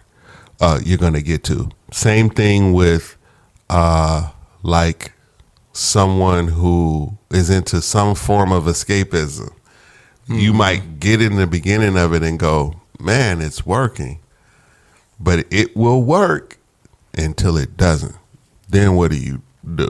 Now, the Bible tells me it ain't going to work. Now, I'm either going to believe that or not. Now, people will act like it's working or what have you. Like, for instance, some of us say, oh, man, if we have everything, we'll be cool. You know, if I had everything, all this money in the bank, everything, and it's not true. The Bible says it's not true, but it has a way of looking like it is working for a lot of people. But do you know how many millionaires are depressed? Do you know how many people who got all this money and stuff is on hard drugs just to get through it? Just recently, Michael Jordan's son got caught on camera snorting cocaine, right? You would think somebody at that level would be just happy with whatever. Why do we want to go to some other level if everything is out? Because it's cap, bruh. It's cap to think, and I'll just use money. We think, oh man, when you don't have any money and you poor and you like, money is the answer to gonna be the answer to all my problems. And it's been story after story after story that the person finally gets that and it destroys them. Yeah. There's plenty of that. I know there's plenty of that. I totally subscribe to that. I just don't think that every unbeliever is secretly unhappy. I don't subscribe to that at all. I don't think it's plenty of people that are not living out biblical morality that are fine. They're doing fine. They wouldn't perceive anything wrong with their life. Then why are you going to therapy then? Not everybody's doing that, Jay. I know there's plenty of people that are doing that, but I would submit that that's not everybody's story. And I think that's a Christian myth that everybody who doesn't believe like us is secretly unhappy. That's not true. That's not what I'm pushing. Yeah, that's not what I'm pushing saying. either. I'm not what I'm saying saying is it's going to be a season that looks good. There is a way that seems right unto a man, but the end thereof is death. All I'm talking about is the end. If you don't change that and get off of that, that's not going to end well. And I know it for a fact. You could tell me whatever, Cross. Because see, even in Christendom and then even personal stuff that I've dealt with, we can all sit up here and make it look good. You think they happy, but if you keep talking to them, you're going to get to it. If you keep listening to them, you're going to get to it. You're going to be like, see, it ain't working for you. And if I sit long enough and I was able to watch you long enough, it's just going to undo itself. It does. It's either I believe God or I don't. And I believe that his way is prosperous, is great. And yes, there is some aspects to people who reject God. God give you over to it. He give you over to it and you smiling like, yeah, but it's destruction. And you're not going to be happy. You're not, because you can't be happy completely without your creator. That's the reality. These are Christian goals that you're projecting onto people. So if you're talking about completely, genuinely, and all those kind of words, a lot of times they come from expectations. They don't necessarily just come from emotion. A lot of the things that we think people are not satisfied in, they would say, like, to the level of satisfaction that they're looking for, I'm satisfied. Like you said, they might have to take a couple bumps. Dude, let me tell you something. I'm gonna tell you who's the king of not being. I'm gonna tell you who's people are secretly unhappy, man. I'm gonna tell you who's the king of unhappy, and they just go to one thing to the next. Will Smith. Yeah, definitely, absolutely. But he would tell you, absolutely, he will tell you, I'm cool. No, he doesn't. He doesn't. I've seen several times where he doesn't do that. He's got a special on Netflix where he's going all around trying to figure out who he is. He's had several times where he apologized to Chris Rock and he said as much. So I'm like, there's definitely that person who's rich and successful and famous and they feeling that. But I'm thinking, like, I think that might be a Christian myth. I don't think they're satisfied. I just think they just settled. That's it. Because I've seen people that talk about they're fine being the side chick. Yeah, they hyped it up. Oh, I'm getting this, I'm getting that. But then when you talk to them, and then you talk to them, and then they begin to reveal and open up. Yeah, I would like to be in a relationship. They want something else. Yeah, you know what I'm saying. But at the end of the day, they just satisfied. So they're getting what they want, but in reality, they're not. They're not satisfied. I think you said it best. They just settling. Yeah, because it's the world they created. So they like, I made all the choices. Didn't nobody hold a gun? This is what I want, and it's not working, is it? Well, it's okay. Just like I see somebody like that's like kind of just making it work. Just from my perspective, it's Cardi B. Got all the fame and all the stuff that you really went after. You was in a strip club. You didn't.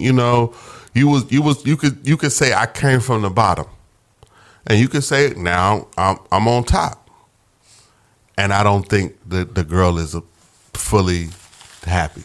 Yeah, but you got a lot of onlookers and stuff that still want to go down that road, still want to do, because it does look, but I'm trying to tell you, it ain't. It's not fulfilling, and that stuff has a season. Like I just believe that in the beginning of all kind of rebellion against God, it's sweet. It is fun.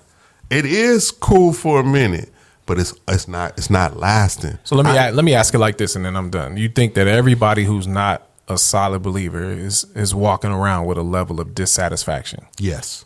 Man, I don't believe that. Yep. I do not believe that. Only God can truly satisfy, and that's why they're trying different things, and then they just settle. Like Buki said, it's just like, well, this is just life. It's chaotic like It's this. always something. And look at Bill Gates. You got all that money up there. You sitting on top of the hill, and you want to create problems. You know what I'm saying? Like, you just want to create problems. Like, why you just don't sit up there and just enjoy your money? Why you want to say, oh, we're too overpopulated. Oh, we need to eat fake meat. We need to do this. Like, Man, I seen some of that sit up there fake and meat. enjoy your money. What other problems you got? You know what I'm saying? Like, but my thing is, like, going back to what you said, Jay, like, and James, I'm not saying that we have to just inject people with our worldview, and this is why you're not happy, this and that. But I do believe that in every human being, there's DNA that says that we all need something. Yep. You know what I'm saying? And so we all searching for love. You know what I'm saying? When you don't have that thing, there's always a void. You know what I'm saying? Now, what you want to fill that void with, there you go. If it's polygamy, if it's there you go. Being the side chick, All I'm happy, this and that. You really not. You really not. Based on what? Not happy based on what? Just keep watching them. Yeah. Start have a real conversation with them. Because I've had real conversations with people that's living these lives, and on the outside, on social media, they like, oh yeah, I'm over here in Dubai, and oh, me and my sister wife and my husband, this and that. But then when you talk to them, like, yeah, sometimes, I want them to myself, or you know what I mean. You want that life, but you want it by yourself. But you will settle because you're receiving monetary gifts, you're receiving different things that. I mean, you're just making it work. And you're making it work. Whatever. To cover the pain, you know what I'm saying? To cover what you really want. I think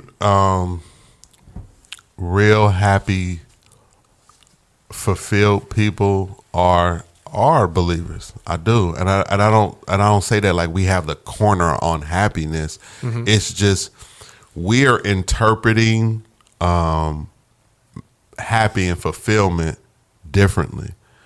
The believer is being filled with God's presence, His love, His people, and all of that is helpful and settling and peaceful. And then on the other side is I have to fill it with something.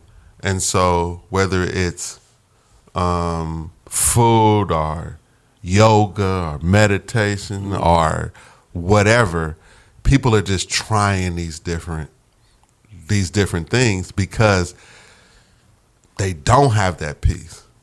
Christians typically are not jumping around and trying to find those things because we found the treasure. So we like, well, we're good. Like, I'm good. That doesn't mean that we don't struggle. That doesn't mean that we look over the fence sometime and be like, I wonder if. But we found real contentment. Yeah. And it's real. It's not fabricated. And the thing that I had to deal with personally is finding myself in seasons not content with what God is offering. And the question is, why? And it's because I've been looking over my neighbor's fence too long and going, oh, maybe they are on to something. Maybe and I'll share more in the future, but gotta give you over today. You like, oh, that's what you want? Oh, okay. And you snatch your hand away from God and you go over there and just like, this is gonna make me happy and dive fully into it. Gotta let you go ahead and ride that out till it ain't. Now, thank God for His grace and mercy that He didn't let me kill myself in those states. That's grace and mercy. But to see the unbeliever do the exact same thing, I'm going to dive into it. And boy, and know God to constrain them and pull them back, it never ends well. You got to keep watching it. It ain't the beginning moment, is how that thing ends. So question on that note, here's a question that kind of bleeds into it. A Big Sean interview, I thought it was a great interview with Charlamagne. Yeah. And he talked about his marriage or his possible marriage with Janae Aiko. and he was saying he wasn't ready yet. So somebody was like, so you're not ready to get married to Janae Aiko, but you had enough of a commitment to produce a child with her. And they said, I never understand how marriage is a bigger commitment than reproducing, than making a child with this person. So you had enough trust in this person to make a child with Janae Aiko, but you don't have enough trust with them to get married. Do you think the Christian perspective, which used to be like, hey, if y'all have this kid, y'all need to go ahead and get married so this kid can have the type of parenting that they really need. You know, that shotgun wedding or that whatever you call that, where it's like, hey, if you had a kid, y'all go ahead and, you know, do right by the lady is how they used to say it. Do you think that's good advice? Well, going back to trying to push our worldview on people, God created order. You know what I'm saying? Mm-hmm. So when you look at, he told you to get married, then have a kid. You know what I'm saying? So there's a reason for that order. Yeah. But when you go and have a kid first, now there's other things you got to deal with. You broken the whole process. The process is broken. So a child is supposed to be the product of marriage. Right. Yeah. You know what I'm saying? Yeah. Not the child. So now I got to get married. The marriage is a product of a child. Yeah. It's backwards. You know what I'm saying? Yeah. So that changes the whole situation. But me personally, I wouldn't say, okay, you had a baby with this person, so now go marry him. Yeah, you wouldn't do that. No, I wouldn't tell someone that. Jay, you do that? Mm-mm. Okay, you keep going. I just wanted to hear that. I wanted to hear if that's how y'all feel, because I feel the same way. I don't think marriage is a solution to having a baby out of wedlock. I think that's not the solution. I think back then when people were doing that, society was different. Mm-hmm. So you got to understand that back then, children out of wedlock was a very, very bad thing. Yeah. And people would shun you socially and start treating you different because of that's not the world we live in. That's not the world that we were born in. But back then, I'm talking 40s, 50s. They'll run you out of town. Yeah. If you didn't take care of old man Johnson's daughter, they'll run you out of town. It was illegal. You couldn't cheat on your spouse in certain states. Do your homework. Adultery was illegal. It was illegal. Bad for business. It was just seen it was a bad thing, right?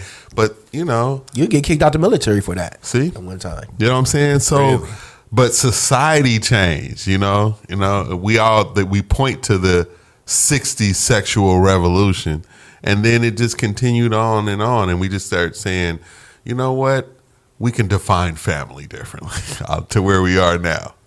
And that's and we're reaping the benefits of that as well. Because marriage is a lifetime commitment. Yeah. It's supposed to be. So if you're just getting married, you're not marrying for love, you're marrying for a situation. It's not cool. Yeah. It's gonna be a rough road. And I don't think it's gonna last. Just for the kid. Yeah. You're getting married just for the kid, just to give the kid a structured home. But y'all secretly don't really love each other, don't really want to spend the rest of y'all lives together. And then selfishness is going to kick in. One of them going to be like, I ain't happy. And so I got to be happy because the society is telling you being happy trumps everything. And people are like, all right, well, I can't continue in this thing and be happy. So, this must not be. And so let me... And it's just creating more brokenness. I said it's causing more trauma to that child. Mm-hmm. Well, that relationship. The broken relationship. The first thing you'll say is like, me and you, we don't even like each other. But let me go down the street and go get my ex. You know what I'm saying? Or I met this shorty down here. You know what I'm saying? So now I'm outside with the shorty, but I got a wife at home and a kid at home. The kid is going to notice all of this. You know what I'm saying? And you're just creating... something in that child that he's still gonna be dysfunctional. You know what I'm saying? Yeah. So the whole concept of marriage is destroyed because of that. Yeah, I remember telling my dad, like one of the last few times he came around with like the custody battles and whatnot. I was like, Dad, like you can just stay gone, man. You are more trouble than you're worth. Because one of the times he came through and they had to call the cops. So they got the cops out there. My mom is mad, and she don't mind me telling these. I always clear these stories with her. She was hot, and she was furious with them. The cops are there. They done drew down on my mom. And I'm like, I don't know if I'm 14, 15. I'm watching this scene play out. So this is happening. I'm in the lobby. They're outside. They telling my mom, put the weapon down. And my mom was like cussing out my dad. And the cops is like, ma'am, I need you to put the weapon down so we can have a adult conversation about this. And now I'm 14 watching this. So when I get a chance to talk to Pops again, I'm like, look, bro, just stay gone. I don't have no beef with you. But when you come around, you're more trouble than you're worth. So whatever you're trying to prove to me, I got it. I love you. You love me. I got it. No love lost. We good. But you got to leave my mom alone, bro. You bringing too much stuff to the table. So I hear what you're saying. Like when the relationship don't work, the kids are not going to be okay just because y'all got a ring. Yeah. The ring ain't going to solve everything. If y'all don't really have a healthy relationship, the toxic environment is just where they're going to grow up. Even if y'all got a ring on. The ring don't change that. And they didn't have an official ring, but I'm just saying like, them being in a relationship was not good for me. And once I realized it, I had to tell them, like, just let it ride, bro. I'm good. You come around and make more trouble than you're worth, bro. Just stay gone. So I think there must be. And then it creates this, unfortunately, like this broken home scenario. And kids, like on this clip here that Buki, I think Buki, this was you who shared this, but this was from some group called Community as Therapy on Instagram, and peep this. What do you think the biggest thing that guys struggle with is? Fatherless child. Fatherless parents. Like not having a dad in their life. Like this, I'm being real. Right, like not having a father figure. No father figure. No father figure. And it's not even like no jokes, bro. My dad's in prison. somewhere in Florida. I don't know. My dad's doing drugs. Like, bro. And my dad's in prison. Like father figures are like. It's something about like. It was one guy that didn't take care of his kid. He had kids. He didn't take care of his cycles. We live in these like shitty areas with no father figures, bro. People like they have kids. Females expect them to go out to cheat, but they have a bell roll. Treat a female like. Man. And this cycle continues because we all, James, you have your stories, Bookie, you have your aspect, and I have. I mean, it's been the grace of God is the only way that we kind of made that change and start making the decisions. If God didn't intervene, bruh, who knows where we would have ended up? You know what I mean? If God didn't show up and save and intervene, and you come from the environment just like these kids described, what do you expect? And all the destructions that we see in our community, I can argue is a direct effect of broken homes and horrible environments that you're in.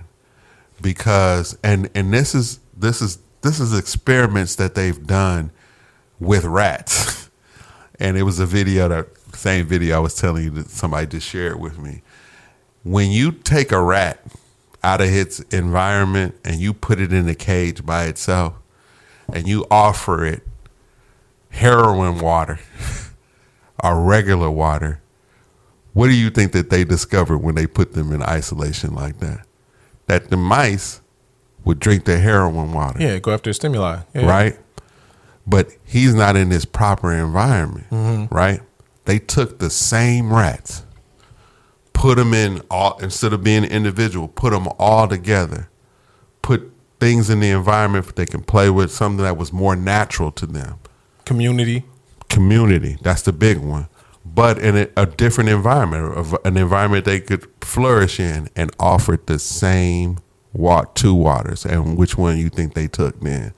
And the reason that they believe that is because when people are in thriving environments, the healthy environment, the environment that they were to be in, they thrive. You don't want to escape. You don't want to go to the liquor store. You don't want to go for all these trappings because you got life. You got something to live for. But if you're broken down, you come from some of these hard hoods, like in the atmosphere seems hopeless. Everything dirty, writing all over the place or what have you. What do you think happens? It's the exact same thing. And that's why these flourishing neighborhoods have less crime, have less traffic, and has all. But the hoodie hood got all this mess over here. Why? Because I hate to say it, but when I worked in Watts, that was the thing that was vexing for me, is that I was in this like 5 mile radius where people felt hopeless. Like the environment was hopeless. They looking around. They don't see hope.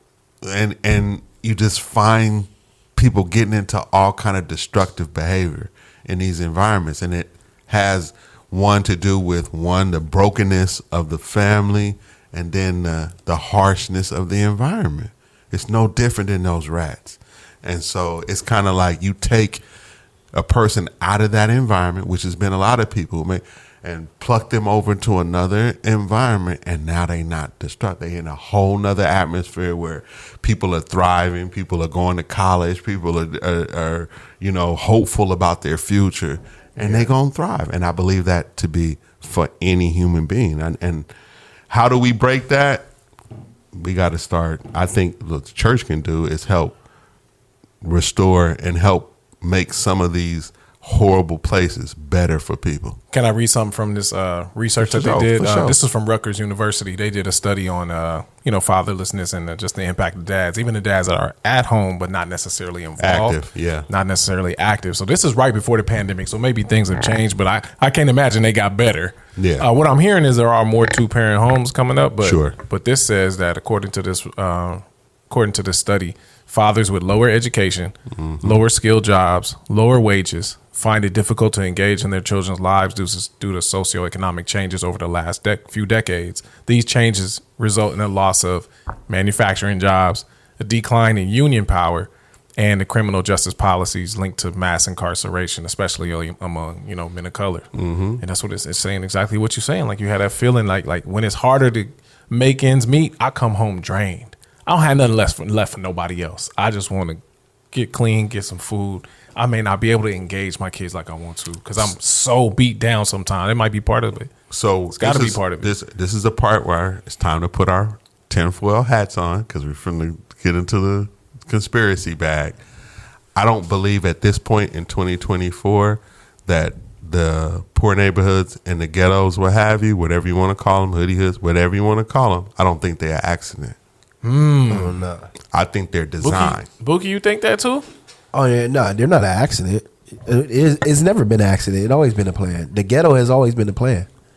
Yeah. Because how do you have this scientific information that I just explained with the rats and the spine? That's an old thing, and not greedy, wicked people take advantage of it. So in the poor atmosphere, I'm gonna fill it full of liquor stores. I'm gonna fill it full of the check cashing places? Yeah. Payday loan. Payday loan. That's what I was trying to get to. I'm gonna fill it full of all of this stuff that's not helping people. These things don't. And then I'm gonna sprinkle it with all the worst food from our society. All the fat. And so there in my city, I feel there are the rats in the cages. By themselves in this whack experience, and then you have the rats that are in healthier environments, and here we are. So I represent a different school of thought that would say that a lot of those things are unintended consequences, that you just cannot have this many people, 300 million people. You're trying to figure out all the stuff, what to do with the tax money, how to make all the ends meet, what to do with all these different types of schooling and inflation and all the moving parts, keeping all the plates spinning, right? I would say that there's probably some bad actors in the process, of course, but I think that ultimately these are unintended consequences. I could be wrong, but I'm just saying that's how I feel like. And then I'm not the only one who thinks like that. I just think that there's unintended consequences. Like there's going to be casualties of capitalism. That's always going to be part of it. If they start off with the shorter end of the stick, or they start off like, somebody else might be born on third base, of course they're going to make it home quicker. But I don't necessarily know enough to believe that it's intended. I think it's definitely happening. Definitely happening. I think But I think it might be. I think- I would say it was unintended. I think people are that greedy. And they pass this information down from one family to next family. As this family, we gonna participate in being part of the overall problem. We're not gonna be in no ghettos and nothing like that. We're gonna take advantage of all that. That's a dark perspective, Jack. No, It's a dark world. That's dark. That says the world is fallen. That's the history of the ghetto.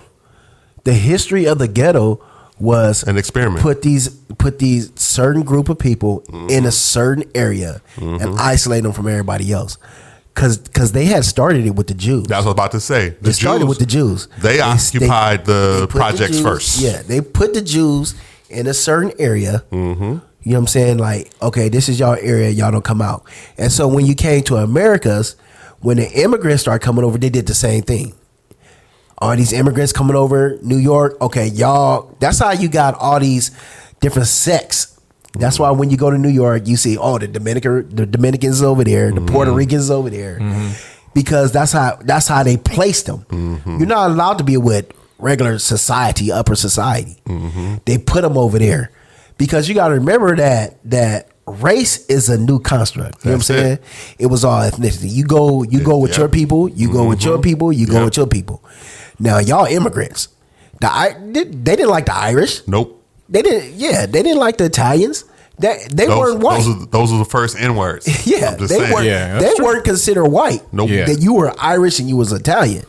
Okay, you was Puerto Rican and you was African. You know what I'm saying? It wasn't until they needed them numbers and they said, okay, now, oh no, we all white now. Yep. You know what I'm saying? So that's where the white came in.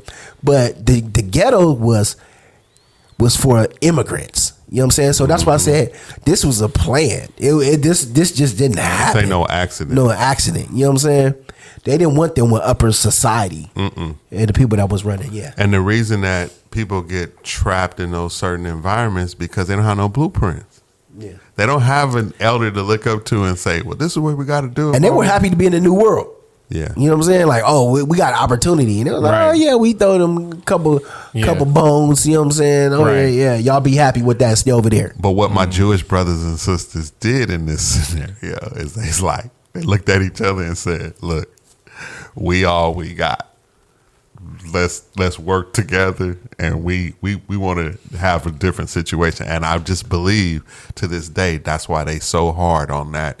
Don't you be coming at us and be saying some anti-Jewish stuff and all that, because we ain't going back to that. We not going back to the to the bottom. We have banned it and we have made this commitment. We ain't going back, and ain't nothing gonna threaten us to come back. And I believe one day, African Americans, we will do. We're already on that road. We're already on that road. But what it takes is like our children to start working together and being like, you know what?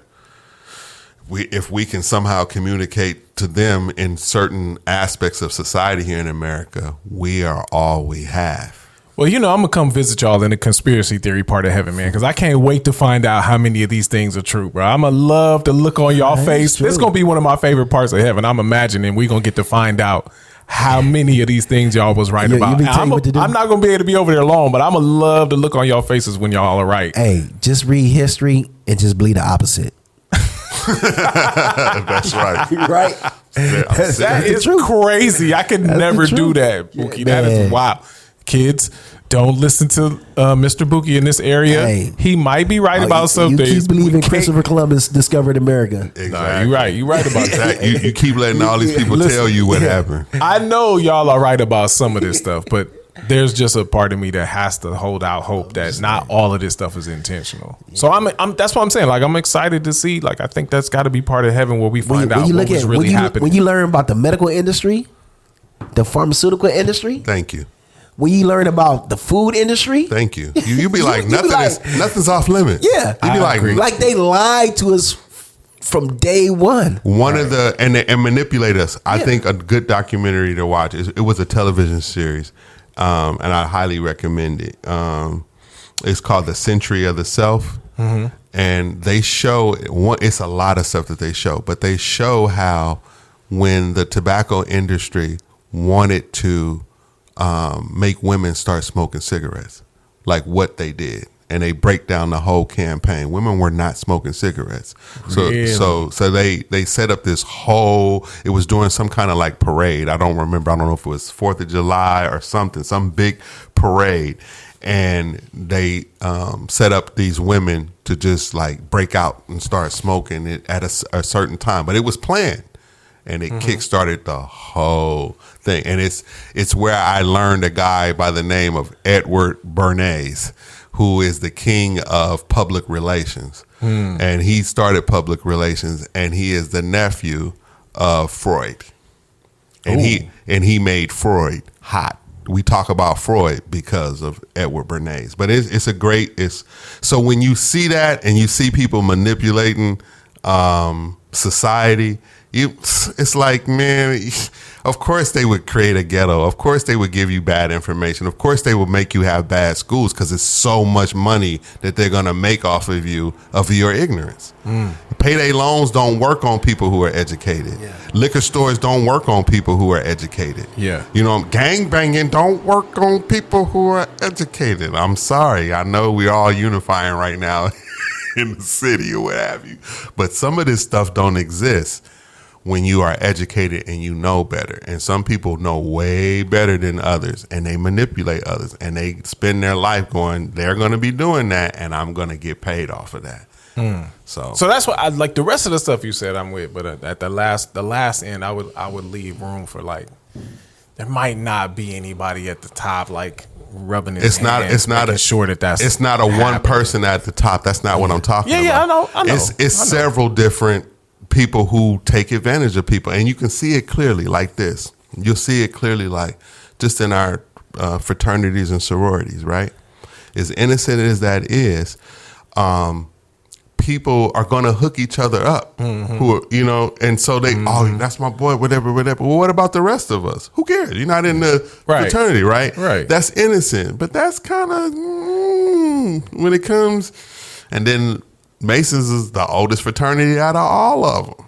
And then they, you know, and so people will network and be like, I make sure you get in and make sure. And that's not fair. That's not. And these people get into high positions. Right. Now, that's what we can see. That's the stuff that we can actually see. Right. There's levels that we can't see. What Bill Clinton and his wife was doing. Ooh. We can't see all that stuff. Ooh. That's going all the way up. And what's going on now? It's human nature at the end of the day. And how far will humans go to, you know, feed their greed? I've even learned, like, in economics class and all that, is even when the line is when they draw the line, even for politicians, like in the cities, it's all planned out because you want a certain candidate in certain areas. Yep. Yeah, you know what I'm saying. So they draw this line like, okay, this section is gonna be for that person, and all of this over here, we want this person to run this. So it's all planned out. So like, bro, you circling like gerrymandering, like you circling Ladera Heights, but you circling around South Central to get back to this other neighborhood where it's more homeowners or whatever. And they all it's the people up top that they have a plan. You know what I'm saying? And then even if when you look at all this, even open up the floodgates for the immigrants to come in, it's a plan to that. Yeah. You know what I'm saying? It's not, they don't just love immigrants, you know what I'm saying? They have a plan for this. And what's the plan? Yeah, I feel like you can take advantage of them. Yeah. You can take advantage of people who don't have anything, need your help to build it up. You're going to take advantage of them. And if I give you something, you're going to do what I ask you to do. And I'm not doing it because I love you. Yeah. I'm doing it because I need you to do something for me. I mean, in a capitalist society, all right, who's going to take out the trash? Cream. Cash rules everything around me, right? Who's going to take out the trash? Who going to clean up the poop? Who going to wash the streets? Who going to wash the cars? Who going to serve me my food? Whoever need a job that bad. Yeah. So the plan can't be we all thrive, because then you ain't got nobody doing your work, like how the country was founded. Oh, you learning too much. Like, now we need somebody else. That's gonna play That's been along since day one. That's gonna keep it going. It's sad, it's true, but it sounds like a fallen world. It's broken, and it's something that is like, Maranatha, Lord Jesus, come. Please stop this, because we need a different ruler. We need somebody who's gonna really do right by the people and make sure. Hey, he said y'all asked for Caesar, I gave it to y'all. Yep. Y'all asked for a king. Yep. Here go y'all king. Here go your king, and it never worked out, right? I wonder, do y'all get to say, I told you so in heaven? Do you still get to do that in heaven? We going to scream, holy, holy, holy, because all this stuff going to be over with. Yeah. And we not going to be able to just fathom that. You're going to need a whole nother body to, But the stories, to take that in. This is what I think might happen, though. The stories that interact with God's purpose are surrounded by all of these conspiracies. We see them in Scripture. All these different conspiracies against different people. They had them against Christ. Haman coming against whatever Esther stopped, or whoever it was. There's all kinds of conspiracies that played out for God's glory. So they're part of the narrative. They are. So when we start, let's say we sit around and talk about a portion of somebody's evangelism and how they brought people to the faith. I'm talking about in heaven. I hear you. I don't know. Like, I'm just saying, we ain't got no time. There's no time limit. So we talking about this person's story, and part of the story is how this particular government conspired against this particular group of people. But this group right here went to North Korea anyway. You know, that type of story. And you get to hear, like, I told y'all North Korea was doing such and such, or I told y'all America was doing such and such back in the 1600s. It's like Jonah, like the story of Jonah, and when he's on the boat and the waves is going crazy, and he asked him to throw him over the boat, throw him in the water, and it's gonna calm down. Yeah. In that interaction, and that happens, those people on the boat get saved. As a result, they like, man, they begin to pray to his God, and they scared. They so scared. They like, when he asked them to throw him over, they like, man, like I hope your God doesn't get us for doing this, because it seems like we about to kill you. So I hope we don't get in trouble for that. And then the scripture go on and say that they did. They called on the name of the Lord after that, because the sea calmed down. They did just what he said it was going to happen. And so who knows? In that crazy scenario, in Jonah's rebellion, God used that in that moment for at least them people to get saved. Who knows what they went back and told, and who got saved through their testimony. Right, you know what I right. mean? So I get what you're saying, and that's what I believe God is doing through all of these stories and conspiracies, and we gonna find out. Oh, we gonna find out. We gonna find out Atlanta was really part of Egypt. Man,